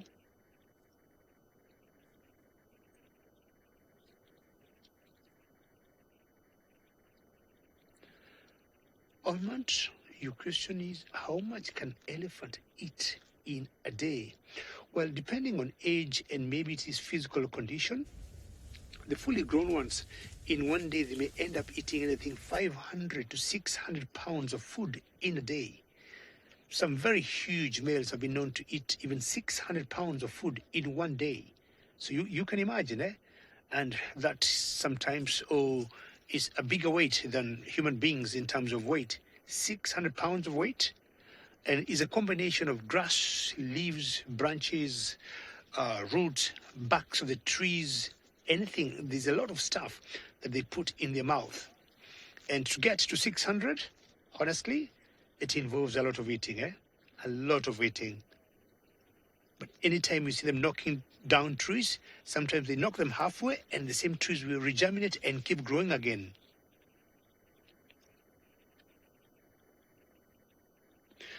Nicole, you're asking, can female elephants have tusks? Unlike the Indian elephant, African elephants, both males and females, will have the tusks. What varies a little bit is that the males have slightly larger tusks than females, as much as also their bodies are bigger. But Nicole, yes, female elephants can have tusks, and they do have tusks, unless it's a situation where there's a genetical problem, or it could, a broken neck friend of mine, maybe just wanting to pass, just say hello to them. Good see you. Have a good day. Thank you. Very good. Thank you. Have fun. Very good. So yeah, that's what would happen. There's a friends of ours who are also enjoying the setting of elephants with us. So unless it's a genetical thing, or they might have lost the tusk either through a fight or something like that, female elephants will also have tusks. All right. So the elephants might have moved a little bit further, deeper there. So as they moved, we are also going to move and find out what we may have ahead of us. All right. Maybe we may go a little bit towards Touchwood and try and explore that area. Has always been exciting to go to a new area that you've never been. We were there last week with Senso and we had pretty good fun, and we want to go back there, find out anything new. Very open areas in that place, huge outcrops, and I've always thought how nice it could be if you could go and get a pride of lions on top of the outcrop there, just laying or just basking there. It could be just wonderful. Let's find out what Steve got for us now.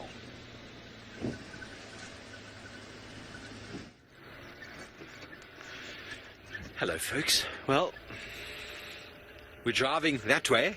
The wind is behind us, which means now I'm getting the smell. We've left the Unkuhumas flat. We don't think they're going anywhere, so we're trying to see if we can come around and see if Tandy's popping out, because that would be nice. That would be nice to see her. So we've come around onto the famous Mamba Road, and hopefully she will come out and say hello. All of you who were not on the show for the opening little section where we had her briefly. No sign of Kalamba though. It's possible that she actually was going off to go and find her little youngster.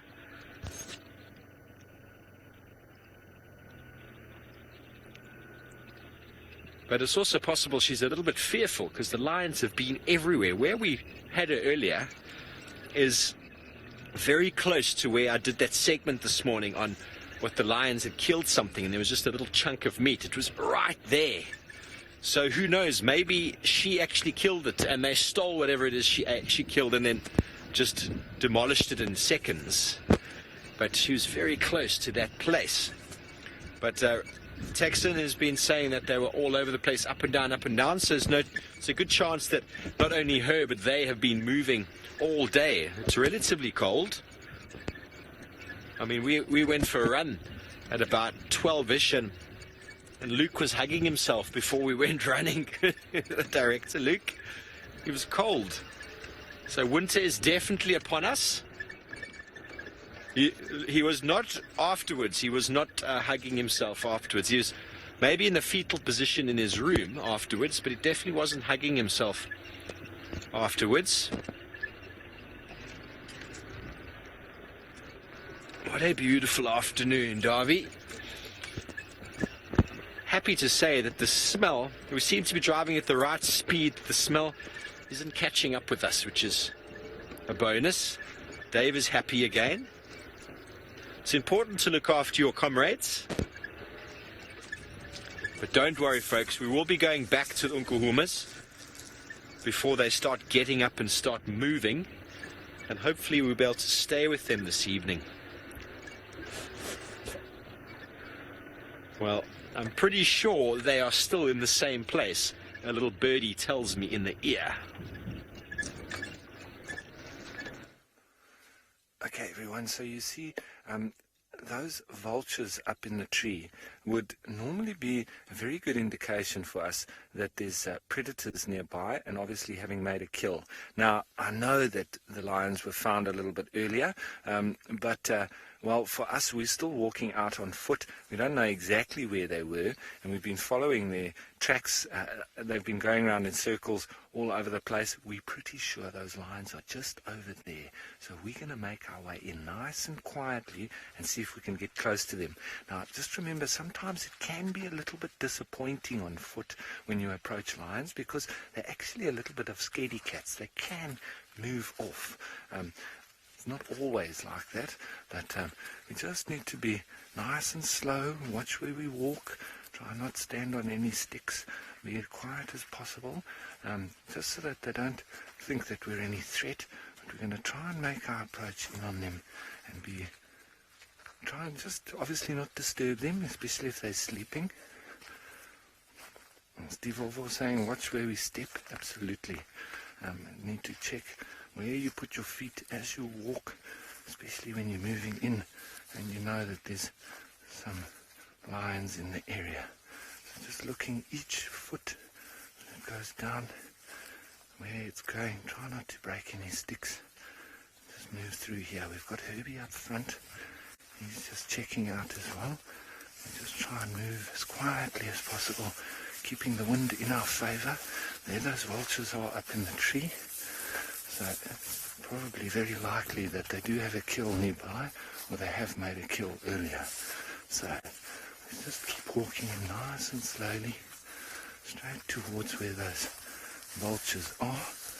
But we obviously want to try and ultimately see them from quite far off. Don't want to walk right up on top of them. That's not the idea. It's just to see them from a distance. Wind coming perfectly in our favour, so they're not going to smell us. They'll most likely hear us first. But we'll still just try and be as quiet as possible. And we also have the sun in our favour, because if those lions look towards us, they'll be looking directly into the sun, which then does make it a little bit more difficult for them to see exactly what we are. So you use all of these little environmental factors to your favour.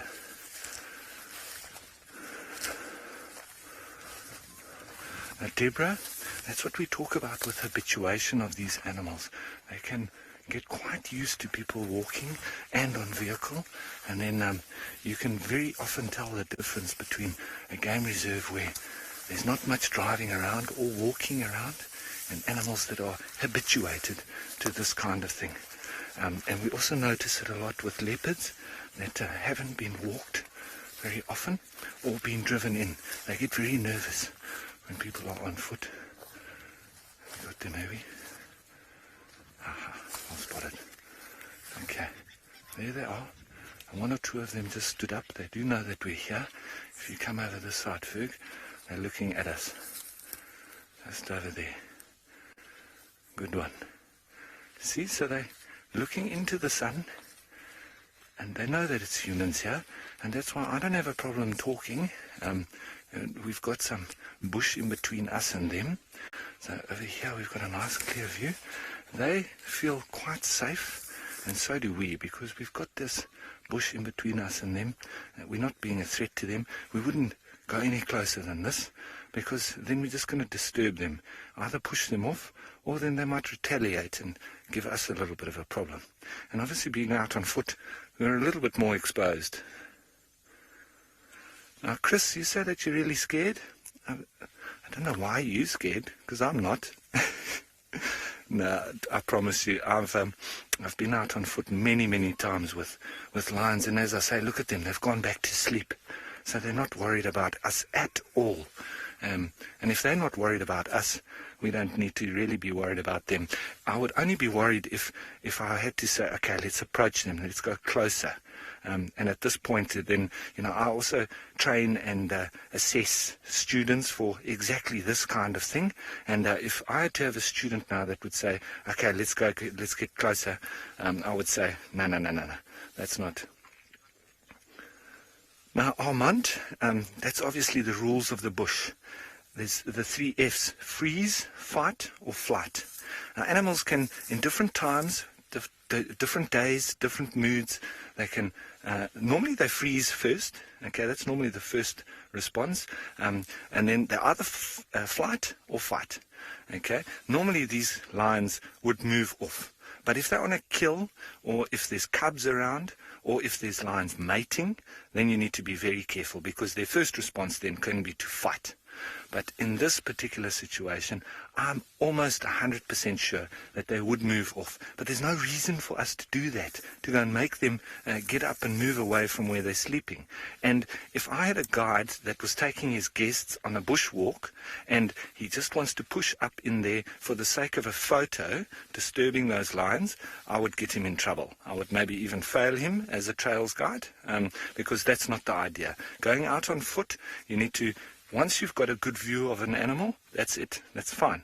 The vehicle is for getting up close and for taking photos. For being out on foot, it's for having the experience, having everything, being in it, and feeling the exhilaration of being near to an animal, but not disturbing it. So that's the whole idea. So this is absolutely perfect. We're going to make our retreat from here and leave these sleeping cats to lie. Now, from one very big predator to another, off to Dave.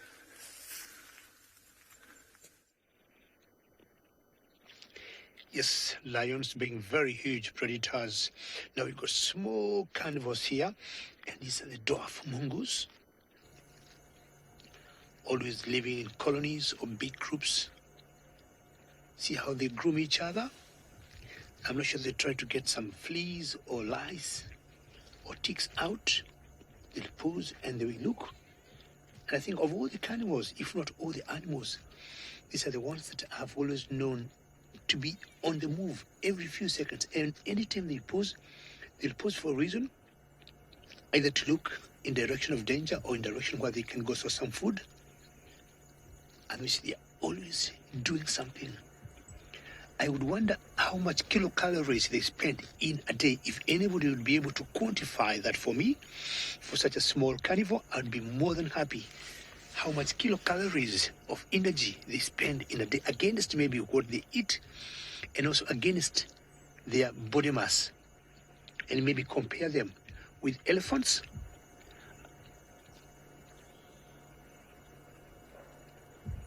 Brenda, yeah, wow, just like that. I'll also say, great comment. You love mongoose, but look how cute she is. And being up there, Brenda, just living on top of her apartment. You could imagine living on, rooftop of your apartment when your bedroom or your other living rooms or other rooms are inside there. And you just go on the rooftop and enjoy, and then go sneak somewhere, go grab some food, and then very quickly come back. So those are the holes they'll use either to go in, come out. If they get, scared by something from where they are, they'll always come running very quickly and end up in there. But not only mongoose be living in such holes. The times you have come and you're just posing there waiting for mongoose to pop out, and a monitor lizard comes out. Or sometimes even a snake. What I wonder is how they share those compartments in there, because there's so many animals. The termites make so many homes, or so many different species of animals take advantage of the homes of the termites. Snakes, the dwarf mongoose, monitor lizards have been known to lay their eggs in there. While the dwarf mongoose have moved away, they might be coming much later, and we'll also move on and find out. This is the first spot we are stopped in Torchwood, and I think that was not a bad start. Very good.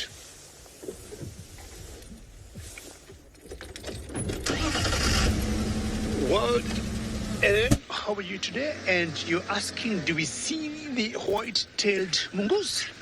Yes, we do. We do see white-tailed mongoose. They're huge, much bigger than the dwarf mongoose. And as the name implies, they got white tails, but they happen to be very nocturnal, and we'll always see them at night and during the day. It could be very, I would say sheer luck if you see a white-tailed mongoose during the day, but we have them once in a while on our drives when we are winding up, heading towards camp. We'll always see them across the road coming when they're feeding. But during the day, they'll always be in their homes, in the burrows, or in holes, just resting. But yes, we got the white-tailed mongoose. We also got the banded mongoose. We got marsh mongoose.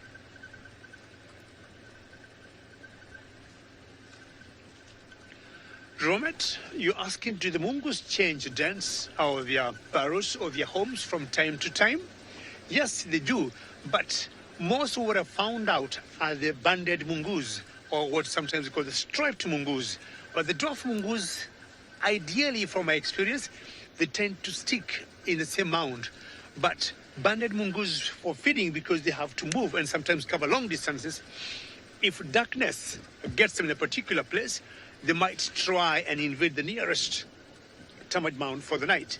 Not once I have found out or have found striped mongoose or the banded mongoose sleeping on the ground on top of each other, because they have known they face a big challenge of wild dogs at night. So if they keep moving, they'll expose themselves to wild dogs. You'll see them lying on each other, and they're always facing in different directions. And they sleep in turns.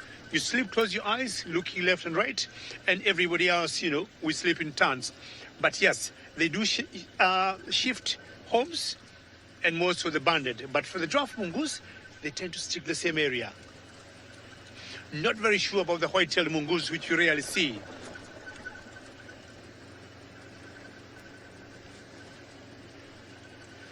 Donut, you're asking what's the main diet of mongoose in general. The mongooses are carnivores in general, and as much as they'll eat insects, they'll eat rodents, and also apart from that, they also eat fruit. We have seen sometimes them going for flowers, going for small leaves, going for fruit, but I'd say 90% of the diet will be carnivores. Rodents, they'll also eat reptiles, they'll eat snakes. Some big mongoose, like the white-tailed mongoose, have been known to eat baby water lizards or the monitor lizards, but in general, they are carnivores and they'll eat insects, rodents, small mammals, like that. But once in a while also, we see them eating fruit. Very nice. Different area we are in.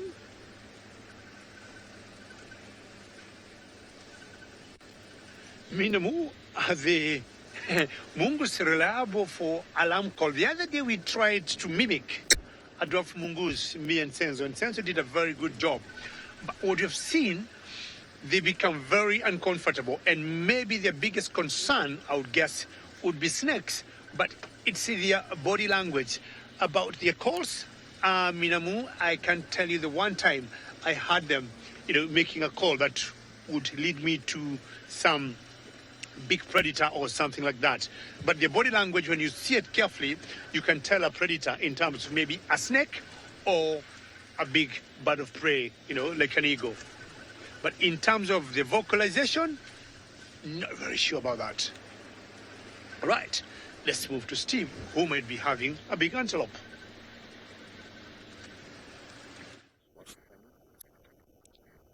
white waterbuck. Such a lovely shaggy coat.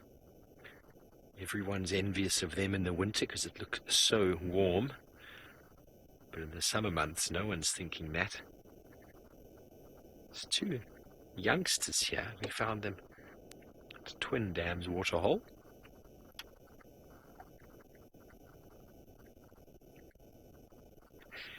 Jerry's happy to see waterbuck. Waterfluff, she calls them. Well, there's two youngsters there. And we came around onto this area because we saw them looking at something in the distance. And we haven't quite seen what they were looking at. And the wind has dropped down quite a lot. So I think the stress that these animals have been feeling the last few days is starting to abate. When it's windy, it's very, very stressful being an animal out here, especially if you've got lions and leopards lurking around.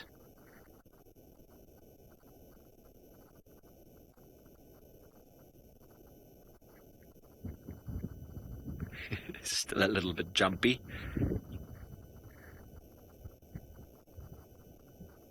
What do you see, young waterbuck? Sorry. You think they look like donkeys? Okay. I suppose you can. I think they look like llamas, in fact. Just that they don't have as thick a neck. I suppose with the... I can see the donkey. An impala just moving through the back of the screen there. African reindeer. Yeah, Karen, that sounds about right. A beautiful, majestic waterbuck. And if this is your first waterbuck, folks, you can see that they are not male, because they have no horns.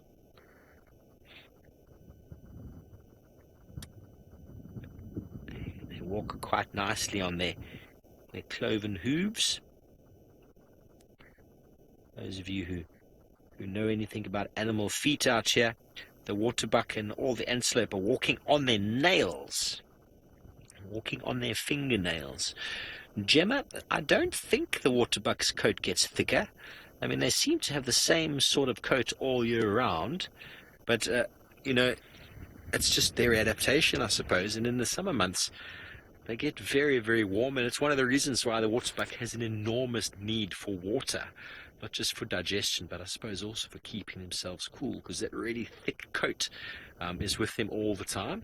And it doesn't work very well as a camouflage, I don't think, but seems to maybe have some purpose of that. But they do also have a subcutaneous sort of gland or oil that they can excrete onto the skin, which keeps that fur dry. So they are quite well adapted to the water climates. But let's move up, see if we can get another view of them.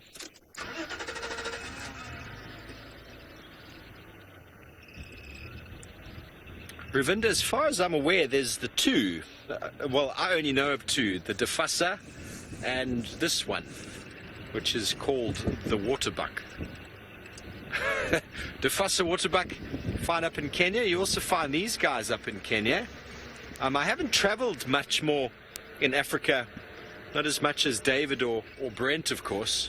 Brent has, I think, invented the map of Africa. I think he charted it, actually.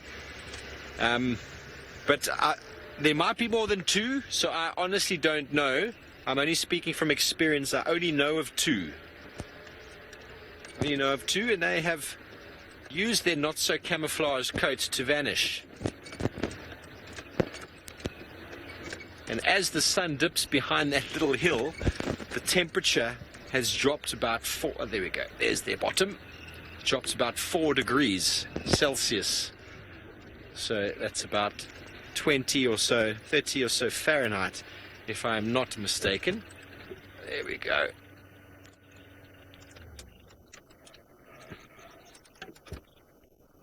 Nicole, yes, that's a good question.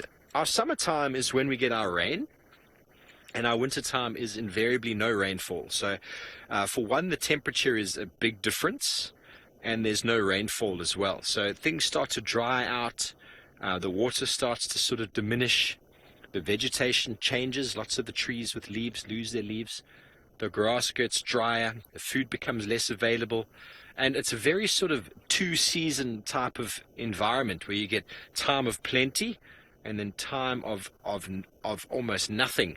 And when we get good years, you get lots of food availability long into winter, but bad years, by this time even, it can be quite desolate with regards to feeding. So the animals need to be evolved and need to be able to adapt. What scared you, little one? Need to be able to adapt to the changing in the seasons, and that is where survival of the fittest comes in as well. You can't just be fit and survive when times are good. If you don't survive through the hard, dry times, then your genetics die with you. And animals we see that really struggle in the winter months are kuru. They're browsers. They really start losing. There's not too many leaves available, and they lose condition. Other warthogs seem to scratch out a living. Impala have their mixed diet feeding. They seem to do quite well. Waterbuck don't seem to do too badly. But zebra and all of the hindgut fermenters seem to maximize the bulk, even though there's not much moisture or nutrients left. They get bulk out of what they feed on. But it's the ruminants, especially the non-selective ruminants, that really start to struggle this time of year. But that is it, the two sort of seasons, the green or the wet and the dry, you could call it. And that influences the animals enormously. But as the seasons get drier, the animals get weaker, and the predators will pick off the weak ones, and the stronger ones will keep going forward. And that's how the evolutionary cycle has kind of worked. The stronger will survive and will breed and successfully move forward, and it gets further and further and further on. Weakness is sort of ripped out of the system. Okay, Waterbuck, we're going to leave you to your meanderings. Enjoy your afternoon with the impala.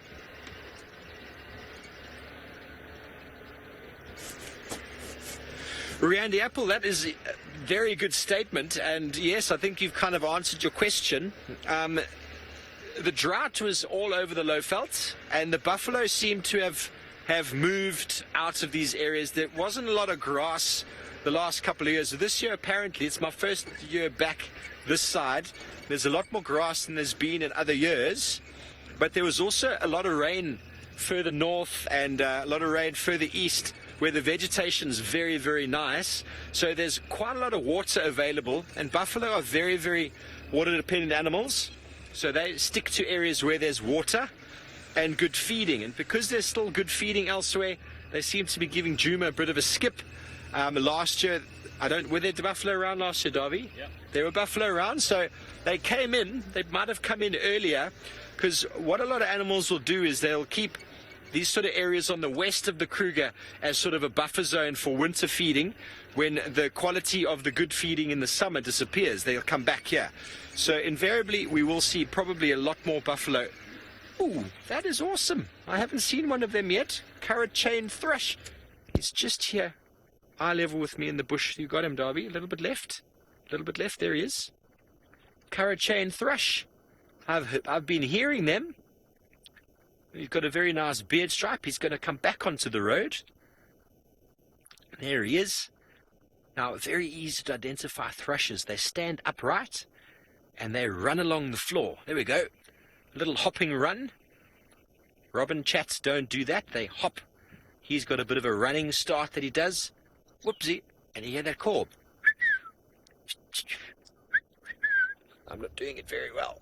It's my first one. I've been seeing them, but one of the birds that kind of mimics that and has always confused me sometimes is the long-tailed paradise wider. Sometimes they give a call that's quite similar. But I've been hearing these guys, but that's the first one that I've spotted. And I wonder how many of you out there, it's a new bird for you. I wonder. Probably not too many, but add it to your list if it is. It's a new one for me this time around in the Sabi Sands. But so, yes, I think there will be buffalo coming back. We've still got a lot of grass here. You look through a little drainage line like this, enormous amount of grass growing in here. This is going to be very good winter feeding for buffalo, for elephant. But they're making absolutely huge benefit out of the good feeding that's to the east. To the east in the basalt soils, lots of tasty grasses that side. That's where the elephant and zebra and buffalo have all gone, and slowly coming back. Well, we're going to keep moving around. We're probably going to loop back towards where the lions were. and to see if the bushwalk team has left them exactly where they were. Well, after having found those lions on foot, it was absolutely exhilarating. It was wonderful to see them, especially on your own two legs, and they bedded down. They went back to sleep. So we left sleeping cats to lie, and we've just come out just into a different area, just enjoying the landscape, and beautiful with the grass that is becoming silver at the moment. It's stopped sort of flowering, and it's all seeding now and getting ready to actually almost go dormant. Whereas a couple of weeks ago everything was in full flower, now it's into the seed, and it's very soon that all of this grass is also going to start lying down and waiting for the next rains for the regrowth to start happening again. So all the animals also need to start accessing different things to feed on to get their nutrition, and you can see there's quite a bit of evidence of animals digging up bulbs and also trying to access roots of plants, etc. And so very, very interesting too. I mean, we sit here in this field of grass, but it's very dry at the moment. You can almost sort of turn it into powder. And that's actually another one of the things that we do use to test the wind direction. If you're out in the bush and you're walking towards lions like that, you can just, especially in this time of year, you hold up some of this dry grass and drop it like that, and then obviously you can see which way it's getting blown. I know James walks around with a ash sock, and he just pumps it like that, and that then gives him his direction. But this time of year, I like to just use the natural stuff, which is the grass. Now, something that I just found while I was walking along was a very nice round rock. And I must say that it's actually very heavy as well. Now, most of the geology around here is pretty much granite and basalt. And obviously just getting closer to what is granite, what is basalt. Both are igneous rocks or volcanic. And this in particular, this is granite, which dominates most of the area here around the Kruger. We do get also basalt ridges, but granite generally formed underground. So you've got a volcanic sort of eruption, but underground, so it doesn't come onto the surface. And it actually forms underneath the ground. The rock has solidified much slower than basalt, and so you've got very big granules within the granite rocks itself. Now, the basalt that Steve was talking about a little bit earlier, that's flowed out onto the surface of the soil in layers, and then it's solidified like that much quicker. So a basalt rock will normally form a clay soil, whereas a granite rock like this weathers quite easily, but it also creates a very sandy soil, and a sandy soil that's not very nutritious either. And looking at this rock, we can actually see how it's starting to weather. We call this onioning, especially on granite rocks, because of constant heating up and cooling down. And we do have quite extreme temperatures here in the Kruger National Park, in the Lowveld. So it gets very hot, but it also gets very cold. So you've got a lot of expansion and contraction of lots of these rocks. And as you can see, then it starts to onion, and that then breaks off, and then that breaks down and starts to form the soil. Now, if I just rub this, you can almost start to make soil on your hands already. There it is. Look how it's making my hands dirty. So, you know, you don't often get rocks. If you had to take a basalt rock like this and rub your hand on it, you won't get much off of it. But with this granite, it really sort of comes off quite easily. And as I say, this making a sandy soil, not very nutritious, and not generally having plants growing on it that are very palatable for animals, whereas the basalt making clayey soils much more nutritious, or having a lot more minerals for the grass that then grows on it. Now, if we talk about geomorphology, obviously this is where it all starts. It starts from that volcanic eruption, whether it comes out onto the surface of the soil or it remains below the surface and then eventually is exposed through weathering.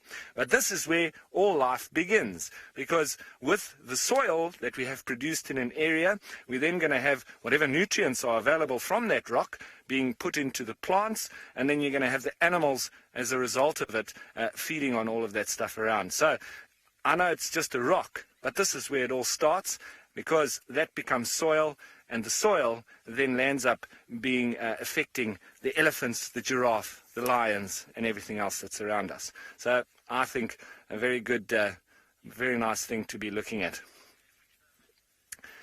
Jess, you're saying you're learning lots? Well, I'm glad. That's why we're here, and we do try to just share our knowledge. I'm sure there's all sorts of geologists out there that will be able to tell me all sorts of different things about these rocks that are around. But as I say, mostly dominated by granite and basalt in this particular area. And so we've got mostly sandy soils, but then where those basalt ridges are, we get a lot more clay soils. And then that also gets leached and washed down towards the riverine areas. And that next door then obviously creates lots of riverine vegetation. Now, another very good use for this, I don't know if any of you know the French game called Le Boule or Pétanque. The only thing that we'd short is a couple of site that you could then use as le cochonnet, the little piglet, and you throw that out, and then it becomes a case of that elephant dung over there is where the cochonnet is, and voila, not very good. So I would have had to drink my pastis after that if I was in the south of France, because I would probably have lost that game.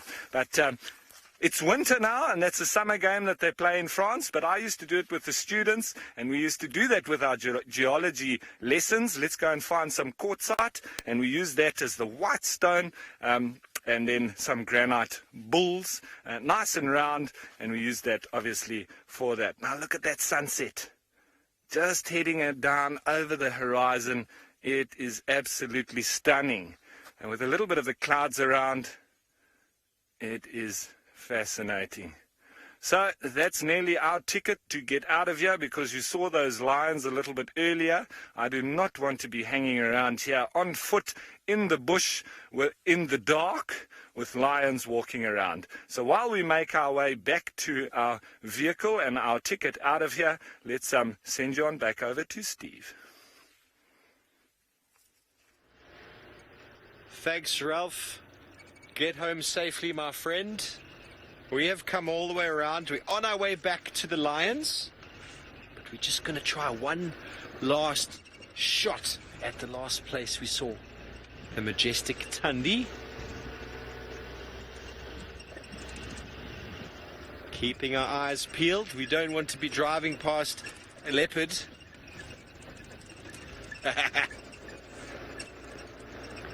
It does happen, folks. It does happen. I think some of you have seen it this week. Some of you have seen this week. See, so we had her here earlier. She was right there under that bush. She looked in this direction. She looked sort of towards where we are. She looked here, and then she slunk away that way. And we just found it very difficult to follow.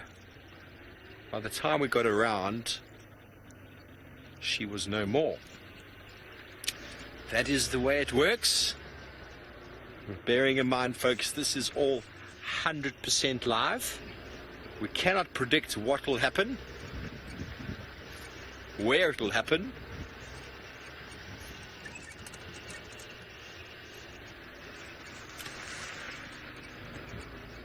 That's what makes it so exciting, doesn't it?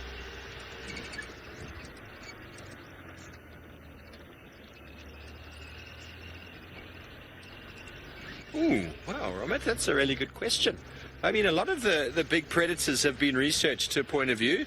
The wild dogs, there's still a lot of research going on them, a lot of research pending. I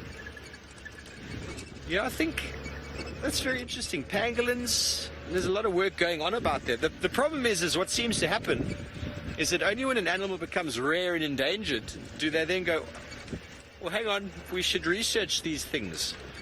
By that time, it's quite difficult to re-establish them in the population. So there's not a lot known about aardvarks. There's not a lot known about pangolins. Those small sort of animals, or sort of very sort of elusive animals. It's very hard to research them. Predators, there's a lot of research going, but also bear in mind that all the different habitats, and whenever you read a paper or you read a study or a book talks about something, that's one pride or one leopard in one specific area somewhere. So you go somewhere else, it can be completely different. I mean, I've read a lot about lions, a lot about leopards, and when I come here to the Sabi Sands, I see things the leopards are doing that I've never heard of. You viewers send me questions all the time, or comments all the time of things I've said being disproven or proven or whatever, and it's marvelous what's being seen from an observational level here. So all of those small nondescript animals, I mean, honey badgers, there's not a lot known about them. Very small amount of information. Tundi.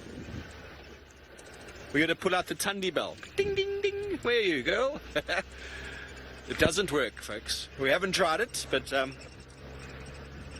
sometimes it seems to be like that, doesn't it? Just like, there they are on the road. But not now. Okay. This is an area she really, really likes. She's moved all the way from the west, and she's come all the way back to sort of, this is where we've had her for the last 2 months or so. She's spent a lot of time here on our eastern sort of boundary. This is that famous road called Drakensberg, which is evident by the beautiful Drakensberg. Is that all right, Davi?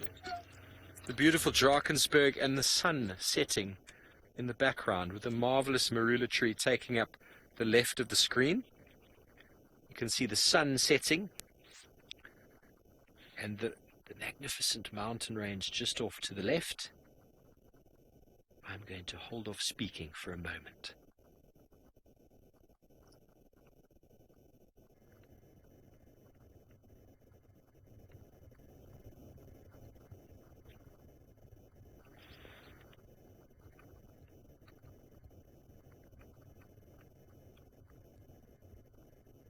The Dragon's Back Mountain.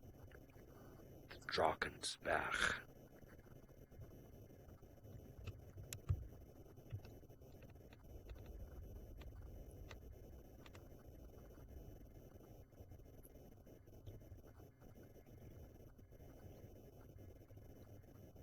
Beautiful. Beautiful, beautiful evening. Some lovely screenshots being taken, no doubt. Send them through. I don't have a camera at the moment, so I do on my phone. But you lovely people back home always send me such marvelous shots. I just save them. Is that being cheeky? No, I think it's fair enough. You send them through. You want someone to look at them, and I do look at them. Okay, so we're going to go back around to the Onkelhuma lions, and this is the time of day when you can expect them to start sort of getting up and licking and doing whatever they're doing, and hopefully they are still in the same place.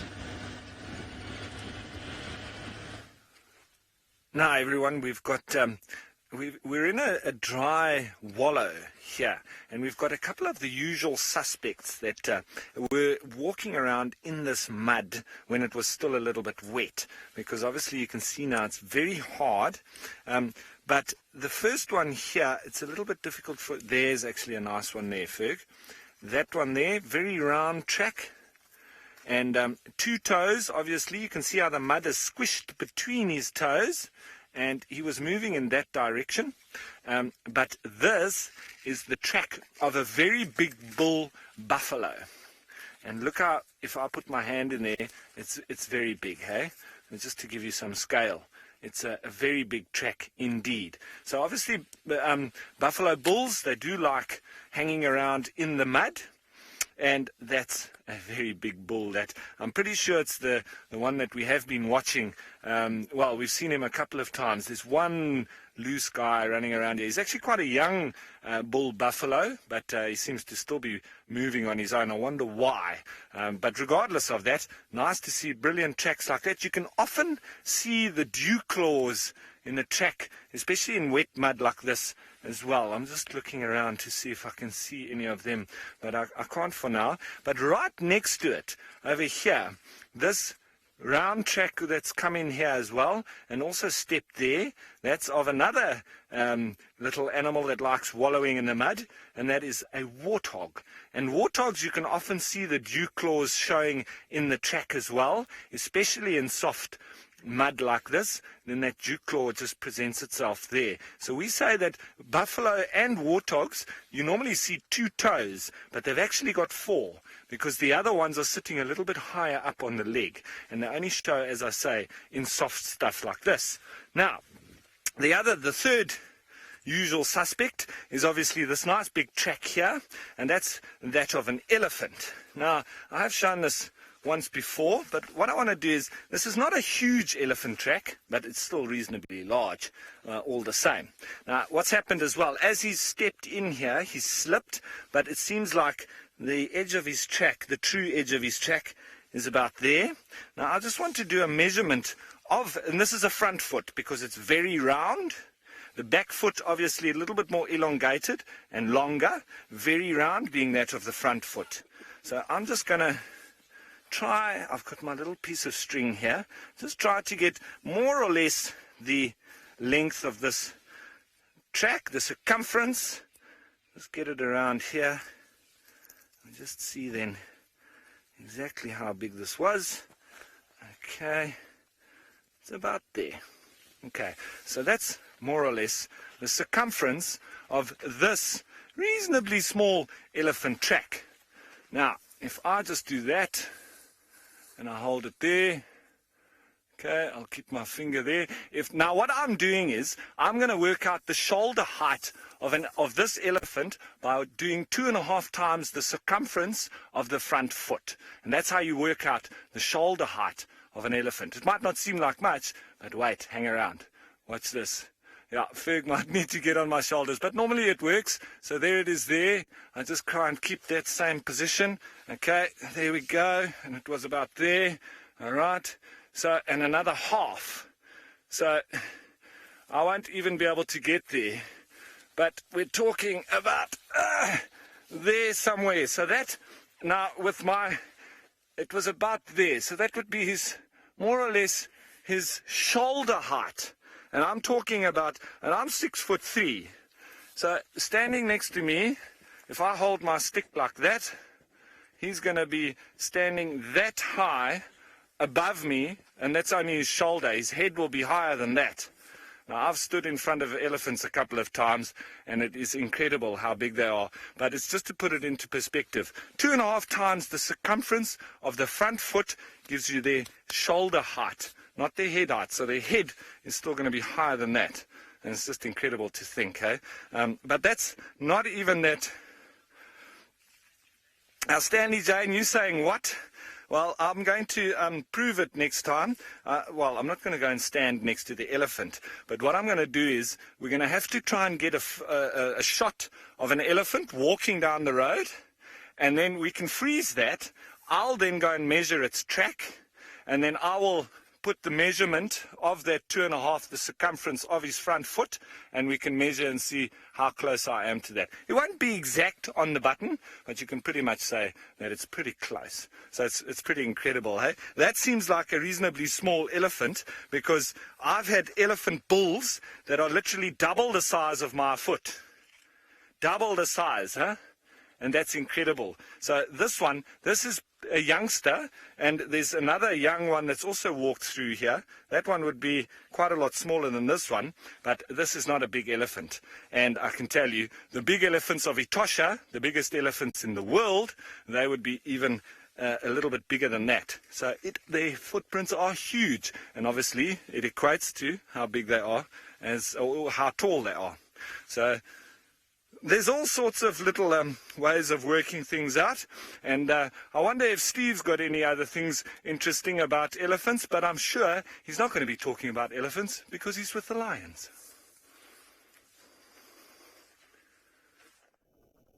We've just come back. Bless you. Your kahumas are starting to do what would be their morning ablutions. Their cleaning and their grooming. Temperature's getting a bit more favorable for them now. So a little bit of aloe grooming going there as well as Go, a little bit more. They're licking each other's faces. Getting those spots that you can't really get, the back of the head. Yep, that's a good place.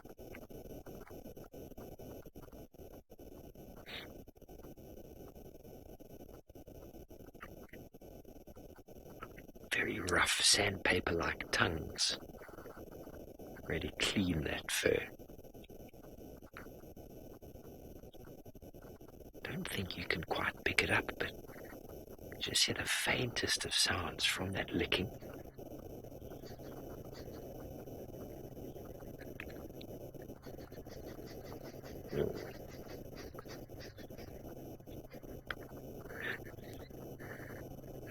That's when it gets confused between the need to scratch the back of the head and to lick your friend's back. You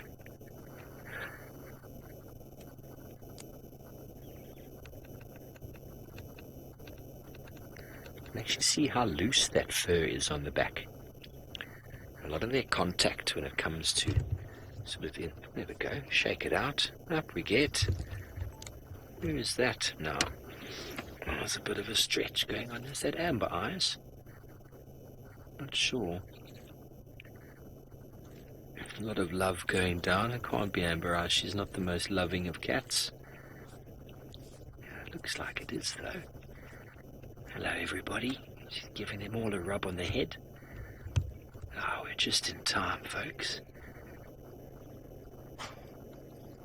Ah, down again. Just in time. This is the best time of the day. Franklin that were calling in the distance were heralding the time for the lions to wake up. They're not done with their grooming just yet. Here we go. Youngster, give Mom a lick on her face. Oh, that's a marvellous stretch at the back there. Ooh, what have you spotted? The intention is basically there's a lion in front of us that is looking, and the one at the back was like, ooh, what are you seeing? On our way down here, we did see a few nyala making their way in this direction. It is time for them all to get up and start moving.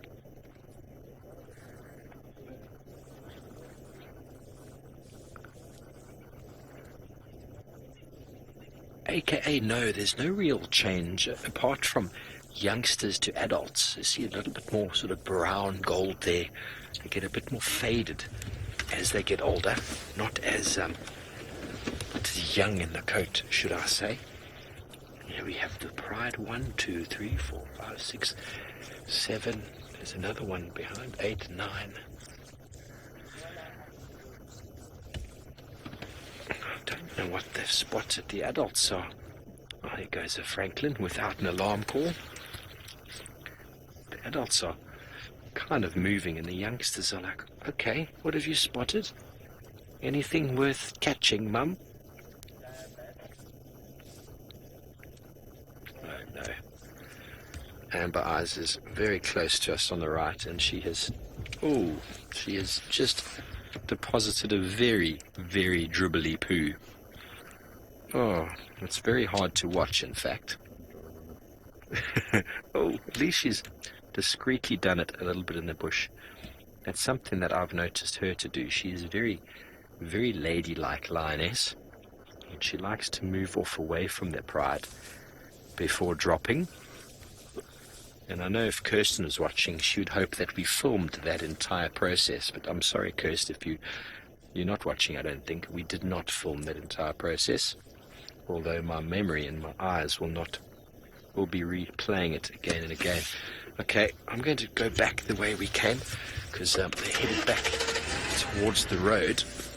So we want to try and catch them. There's a good chance they're going to walk out onto the road and then do what lions do, start walking down the road. And while we do that, Darby's also going to try and get his IR light on so that we can capture all of this. No problem, Luke. I'm just going to reverse back here, do a little bit of a swing. We do have Rexton in the sighting with us, so good chance we're going to be able to stay with them. The good news is they're going west. And if that's confusing to some of you, we are right on right in the east of Djuma. So if they keep going west, that means they're going to stay in Djuma for the most part, at least for the next little while. Just get back out here. Good chance they're going to come out onto the road. Just keep my radio with Rexon on.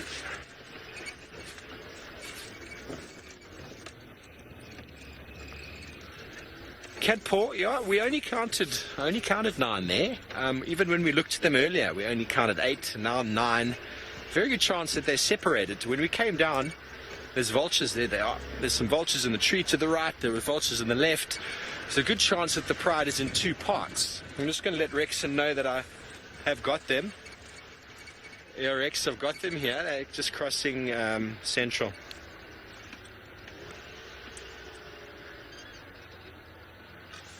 Okay, so that's why it's good to have a radio. See, they've done exactly what I thought they might do. Walk towards the road and start walking in the road. And this is how and why we have trackers who sit on the front invariably at the lodges that you might have been at, or if you've seen the show, you've seen it before. And why we don't have doors at Wild Earth, and you always see Tristan, Scott, myself, Taylor, Ralph driving most of the time with our heads hanging out, because we're looking at the road, trying to see the movement of these cats. Okay, so I'm just going to move up here. You're going to get them moving there, so that we can get Rexon up behind us. Yeah, sorry, old girl. I'm sorry about that.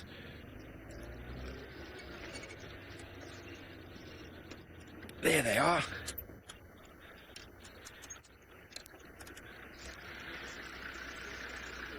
Good evening.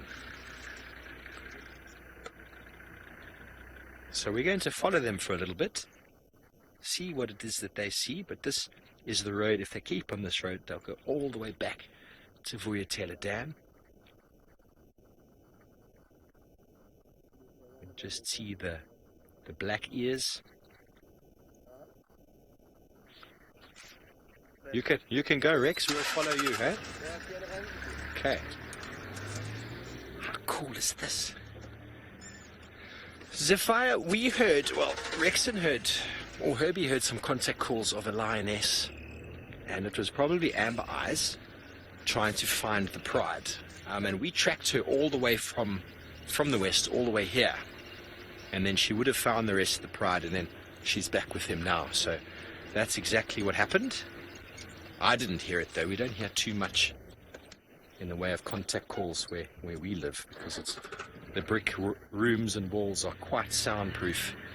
So we're just going to work with Rexon here and do a little bit of what we call leapfrogging, so that we can keep with these cats. We obviously would like to watch them hunt if they do hunt, but who knows what they're going to do. The wind seems to have completely dropped off, which happens at about this time of day, but they've got something in mind.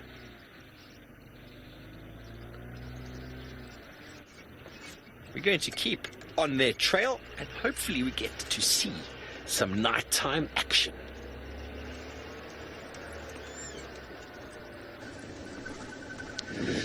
Yes, we continued exploring the Torchwood area, but unfortunately we went in a big drainage and we lost a bit of signal, and gremlins, kept coming on us, and we could not, be reached by the final control. But luckily we saw a leopard by the name of Kanyeni, and we might be maybe showing you a clip of it. And then we just came out of that area because it was getting dark and it had a kill. We did not want to disturb it. But now we're back on the road, and as darkness is coming in, we'll be soon going to IR and start using our spotlight to view the nocturnal animals. Is that exciting, isn't it?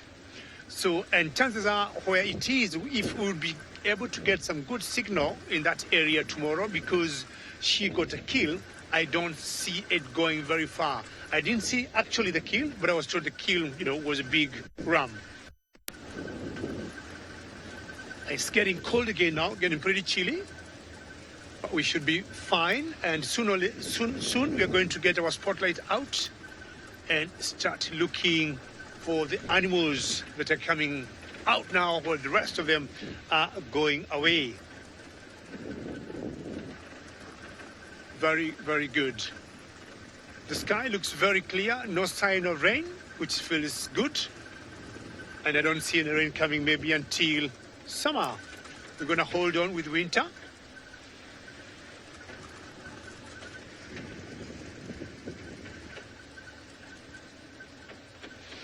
Robert, that's a great question. Is there any migration here that would compare to the Mara?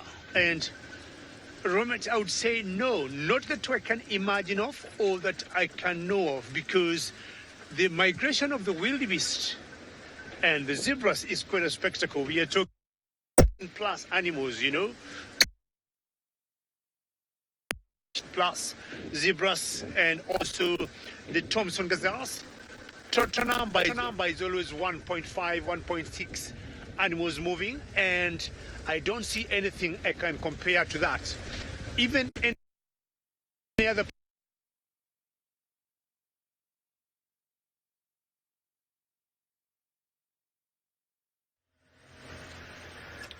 Well, it seems as if David is in very sketchy signal. Don't worry, you're back with us. We've got the IR light on. We're going to be going to IR very shortly, as soon as Luke is ready. And Rexon is with the lions. There's one over there. Okay.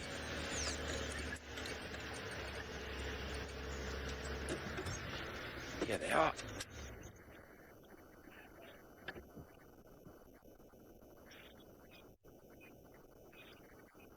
Walking through the Nyala Road drainage. They're now moving in a northerly direction. If they keep with this drainage, it will take them all the way to Buffelshoek Dam. But it looks like they're going to cross right in front of us. You can stay with those ones if you want. One lioness is right in front of us, crossing the road.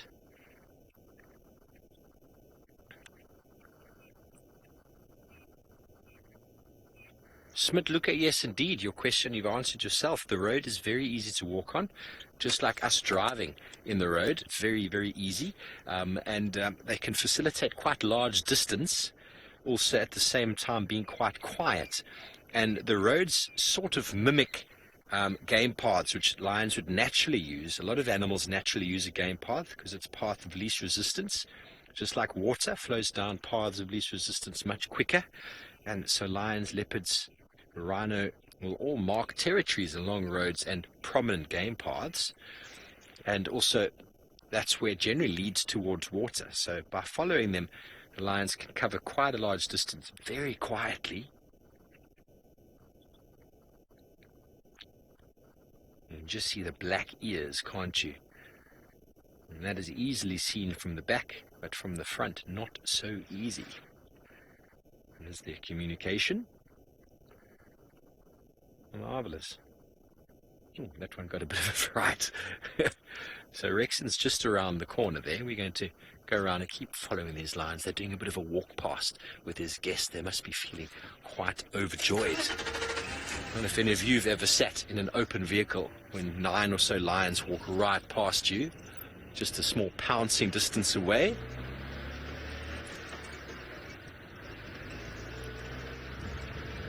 Mary Ellen, I don't know actually, lions, how they respond to another lion's scat if they find it. I've never seen them ever even smell scat or look at scat in any different way. But I've heard stories of leopard scat. If you move leopard scat around, you can actually really confuse individuals. Can I go, Rex?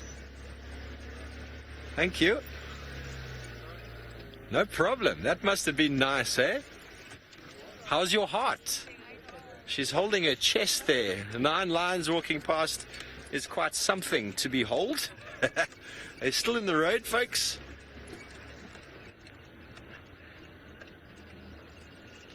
This is always fun. Always fun to follow them.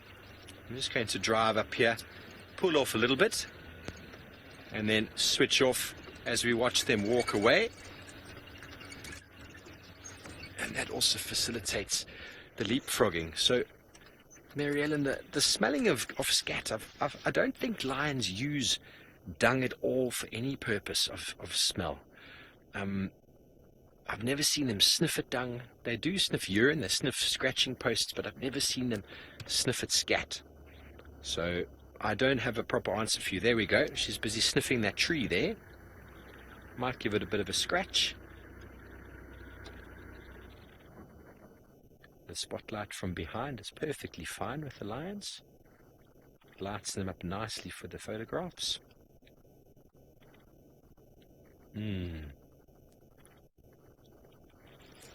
Bradley, well, the male lions are probably, I think they're quite far south still in Londolozi area, staking their claim to breeding females down there. A couple of them were up here a few weeks ago, and then about a month before that, servicing Amber Eyes, who's now, we think, got cubs in the west. But other than that, she's the only female that is breeding that we know of. The others don't seem to be in any estrus, so there's no purpose of the males to be here. They should be protecting their lineage and their females, but they've got their eyes set on all the lions in the entire Sabi Sands. So it's you can see male lions with the pride quite often, but it also depends on if they're breeding or not, or if the females are hunting. But if there's something else happening elsewhere, the males tend to move off. And the Birmingham boys, who are the dominant males around here, the four gentlemen, they seem to be wanting to take over the entire Sabi Sands, which is an enormous area. So that is the reason we're not seeing any males. And these females, if they encountered the new males from the north, the Avoca males, they would probably walk in the other direction, because the young male and potentially their young females in this pride could potentially get injured, if not killed. So they would avoid other males altogether. They would completely avoid them.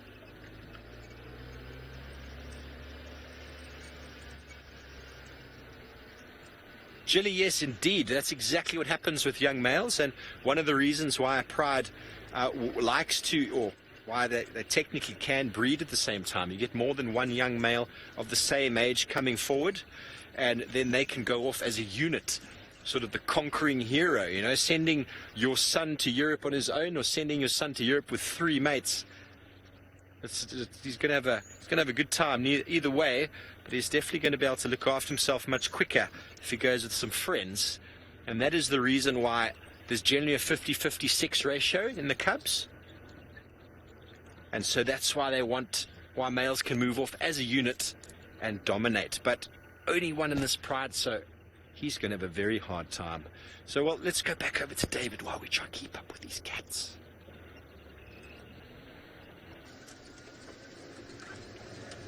Yes, my apologies. Sorry, we heard a bit of gremlins there hunting me. I went a little deep there. But coming back to your question, Robert, you're talking about the migration, and anything I would compare that to the migration of the wildebeest in the Maasai Mara. And as you're saying, I don't think in this area where we are, or the whole of the Kruger National Park or South Africa, there's anything that would compare to that kind of spectacle. The only thing I would imagine anywhere else outside Serengeti or Maasai Mara or the Ngorongoro for that matter, because the migration covers the western side of Serengeti, the eastern side of Ngorongoro, and of course parts of Maasai Mara, the southern part of Maasai Mara. That's where all the migration circle goes round. The only thing I would say outside that area that would be such a spectacle would be some kind of antelope in Ethiopia called the kops, I guess. And those ones, you'll see them moving in huge numbers. But I don't think there's anything that can compare to the migration of the wildebeest and the zebras. Well, we're hoping they should arrive on time this year. There have been, stories they might come late because of the rains that have been going on. But as far as I can remember, Romet, not one time I missed to see the migration. And the best part of the migration is when you follow them and you see the wildebeest dropping the babies. There's one particular area in Serengeti called Lake Ndutu and the eastern side of the Ngorongoro Conservation Area. There's always very short grass around the month of February, before the long rains start. And I think that grass is always very nutritious, and they'll be coming there to feed on. That's a night jay flying there. Can you see that night jay there? Okay, we'll try to get it. And what should happen is, when you just go and you park your car there, and you see the hundreds of the wildebeest dropping their babies, it's quite something. And some of the times it's rather sad when you see the wildebeest there dropping their calves, and predators like hyenas just there waiting. And sometimes they behave like, the maids, and they'll come and help the wildebeest to give birth. And depending on who you are, there's some, viewers or guests who will have the courage to watch that, but some is a bit scary.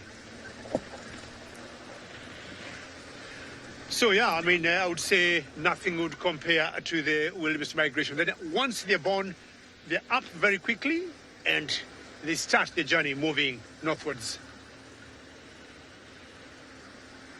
Romets, I don't know whether Romets, of any other migration. Let's see. Sorry, Luke, you have a question for me, my favorite season. What was your question, Luke?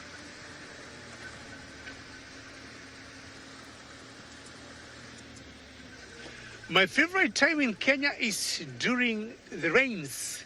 Like now, I enjoy the rains, Luke, and I enjoy getting stuck, and I enjoy doing all my four-wheel drive skills. My favorite time in Kenya is, say, April, May, and June. Yeah, and June. That's my favorite time, because you have the long rains, and many people will always fear to drive in the long rains. That's my favorite time. That's a very good question, Luke. I don't know what you think about that, whether you enjoy rains yourself. Can you see that jar there? Look at right on the road.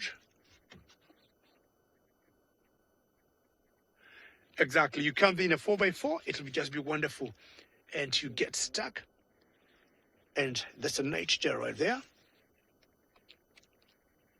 It's the time now the nocturnal animals will start coming out. Nightjaws, chameleons, scrub hares. I'm not sure exactly what type of nightjar this is, but I know for a fact it's a nightjar. Will have very huge eyes. They'll need to see all the flies as they start feeding.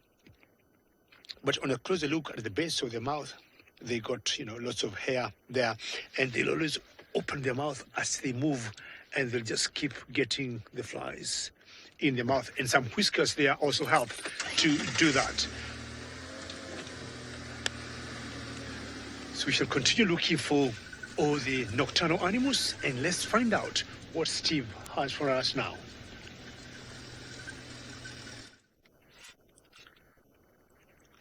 We don't have much. The lions went into a very, very difficult drainage line, which is off that way. Buffelshoek Dam is just this way, and Rexon's gone further up. I'm just standing by a little bit further, sort of south of the dam, and maybe they'll come out. We're just listening. Any alarm call, any distress call, anything that might give away their presence. But there's no going in there, and after dark it would be impossible. So we're just going to be patient. Listen to the beautiful evening, and no doubt there will be some form of activity or shouting. But at the speed that they're walking now, they are heading north, and that drainage line, they might not come to them, they might just go straight out north. So we're going to move on as their pace is moving. We're probably parallel with them now, but moving slowly. Linda, you want to know if the prides live together? Are the pride members of one pride? Yes, they will. But other prides won't really join or interact with this pride. There'll be big competition between that. But sometimes prides can get quite big and they split off. For example, say there's 4 females, and each female has successfully 3 or 4 cubs at once, and the pride multiplies very quickly. They can split off like that and form a breakaway pride. That can happen. I've never really seen them come back again after that, but they will stay with their daughters and mums until passing. But the boys, though, they at the age of between 2 and 3, sometimes get forced out, forcibly removed, which is a good thing because it would lead to certain inbreeding happening. Okay, so we're going to keep slowly crawling up here, keeping the spotlight cued to the trees, but that drainage that they're walking on, very good chance they're going to either pop out at the dam, as I said, or cross into Buffelshoek directly. So that might even be an option to go hang out on the northern boundary. But then if that is the case, we'll only have them for a few moments as they do a walk by.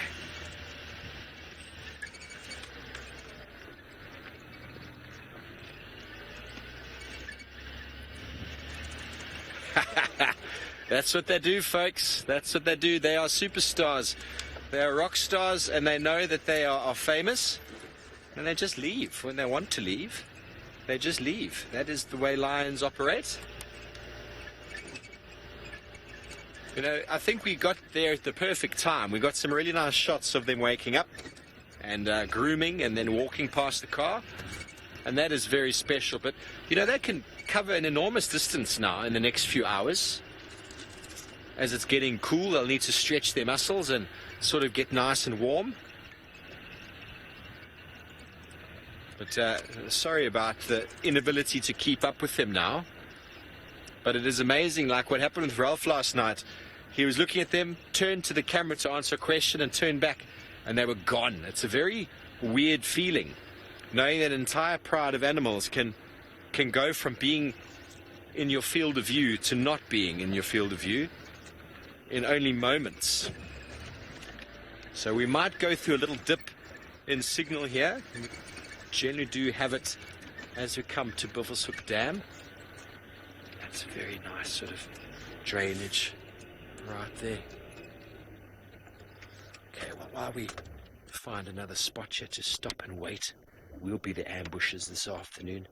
Let's go and see how David's getting on.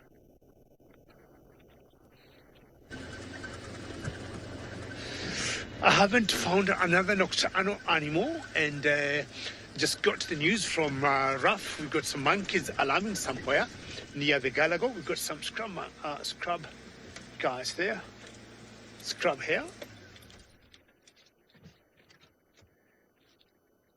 See them there?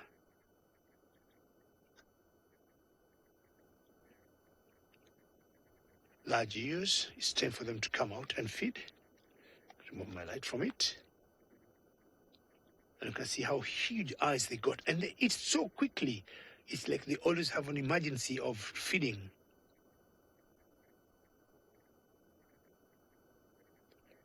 And they'll also twitch their ears to make sure they get any movement out there. And they tend to dig tubers, rhizomes on the ground.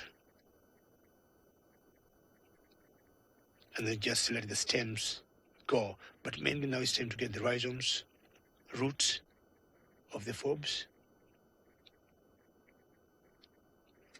and feed on them. So what we want to do, we want to go find out those monkeys that were alarming, if there could be something interesting. You never know. When monkeys alarm, chances are it could be a predator, and you never know. So we're going to just head that direction a bit quickly and go on chance if there could be something exciting. Let's go to Steve with a nocturnal bird.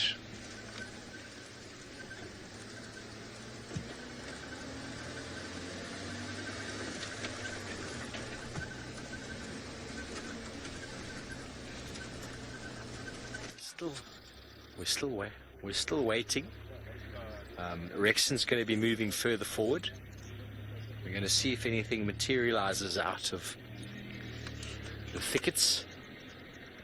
But I think we might have been given the slip. And for those of you watching last night are feeling quite done in by it, that it's been twice. Terribly sorry about that. This is live, and it is the way the bush works. We can't have the lions all the time. Sometimes we have marvelous scenes with them, and sometimes we don't.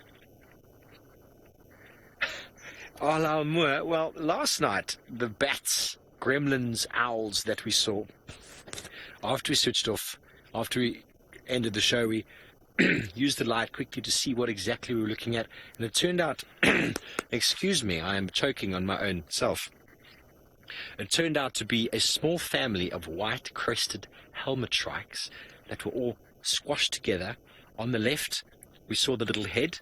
On the right, we saw the head, which we thought were little owlets. And then in the middle were the rest of them with their backs to the camera. So they had this weird sort of bottom tail sort of thing happening. It was very strange. I needed to use my light and my binoculars to see what I was looking at. And Luke said, who's the director right now, he said bats. I first thought owls. Craig said gremlins, which was fantastic. And then we didn't know really what it was. And it was the worst tree in the world ever to see bats hanging out of. Not the best tree to see some baby owls hanging out of either. And just really, really interesting. But it took a bit of revelations from the light and binoculars to see the color of the eye. And they all cuddled together because it's so cold. Like little bee eaters. Okay. We're going to keep going forward and see if we can have any luck.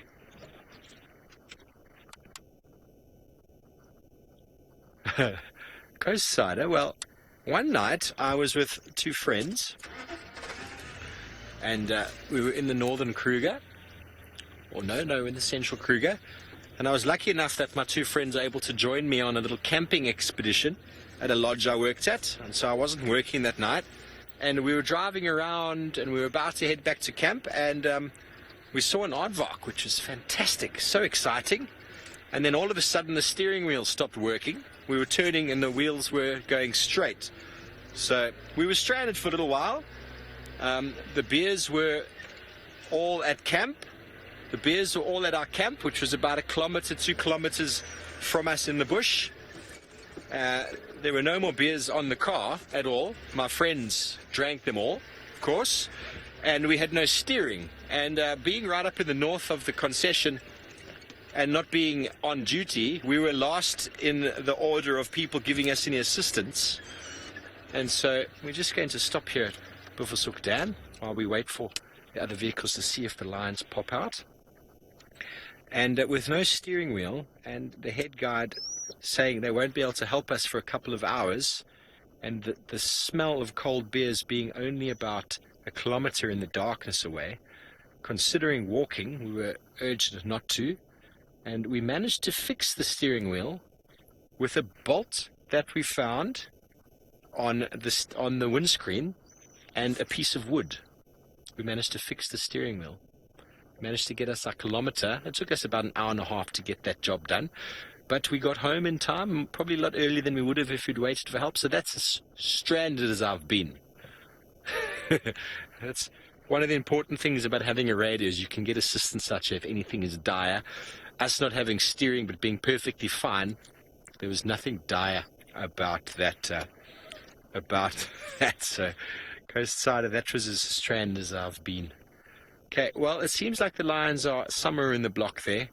Rexon and Texan are there waiting to see if they come out, and we're going to listen for a little bit longer. We might move off, but we're going to have a moment in silence in the wilderness.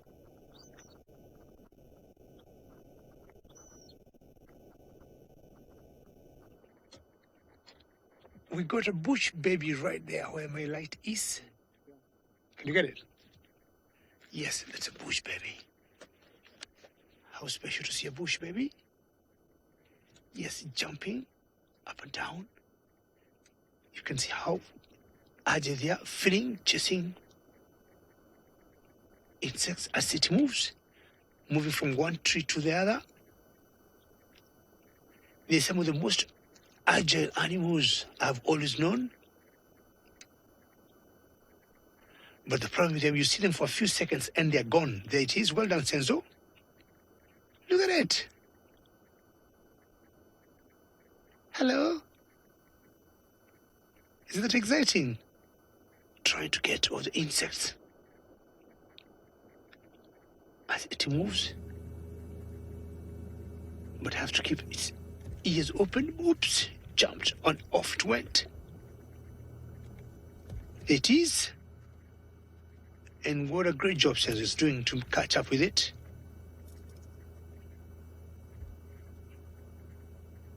Paula, you say, man, he is fast, yes, and he's not even giving sensor time to breathe with the camera. Paula, I agree with you. And look at it. And you look very quickly because they know they also face challenges at night.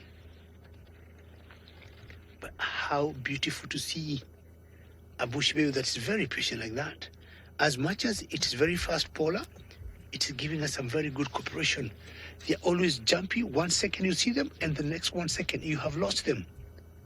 Sometimes I've always thought it's so precious to watch a bush baby just like it is to watch a leopard. When they only come out at night, and to see them with such great patience is something. Hello, huge eyes they got. They need to see them at night. Gemma, how are you? And you're asking what noise do bush babies make? And just like the name implies, their call or vocalization is just like for human babies. I don't know whether if I could, I'm sure if I do one now, she may run away, but the vocalization of bush babies is just for like human babies. And you'll hear them cry. Sorry about the obstruction of the area there. Just like human babies. Sorry about my head. And he must have moved on, and Senzo is still following it. Sorry about the area there. We're trying to locate it again. But yes, Gemma, it's just like human babies.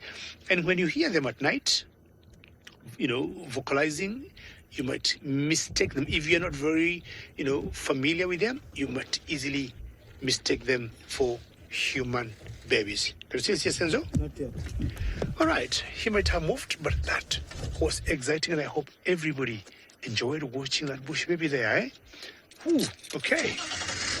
We'll move on, and hopefully we'll see another one. What do you think, Senzo? Are you excited? Senzo is very happy to see that.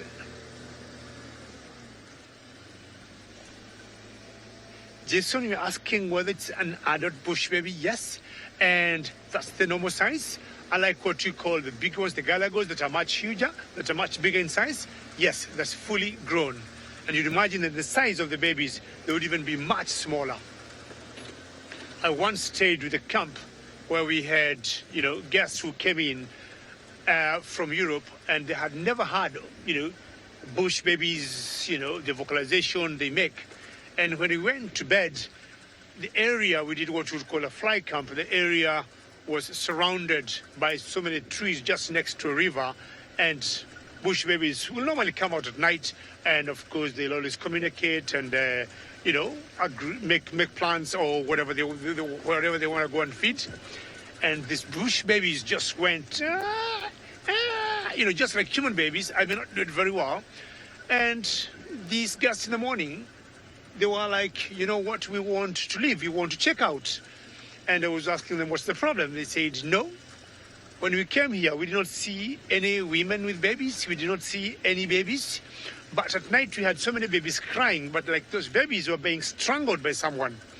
And we said, no, we don't strangle babies here. And they were very adamant to leave the camp. And it took about 3 hours to convince them, we have animals that are like this, that are this size. And when they vocalize or when they make their calls, when they communicate, they just communicate like human babies. But it wasn't easy, but finally they stayed. But we laughed every other night when we would hear bush babies at night, and thought, hopefully you're not going to check out. You're going to stay until you finish your safari, Still trying to see if you can see a chameleon now. We have done very well.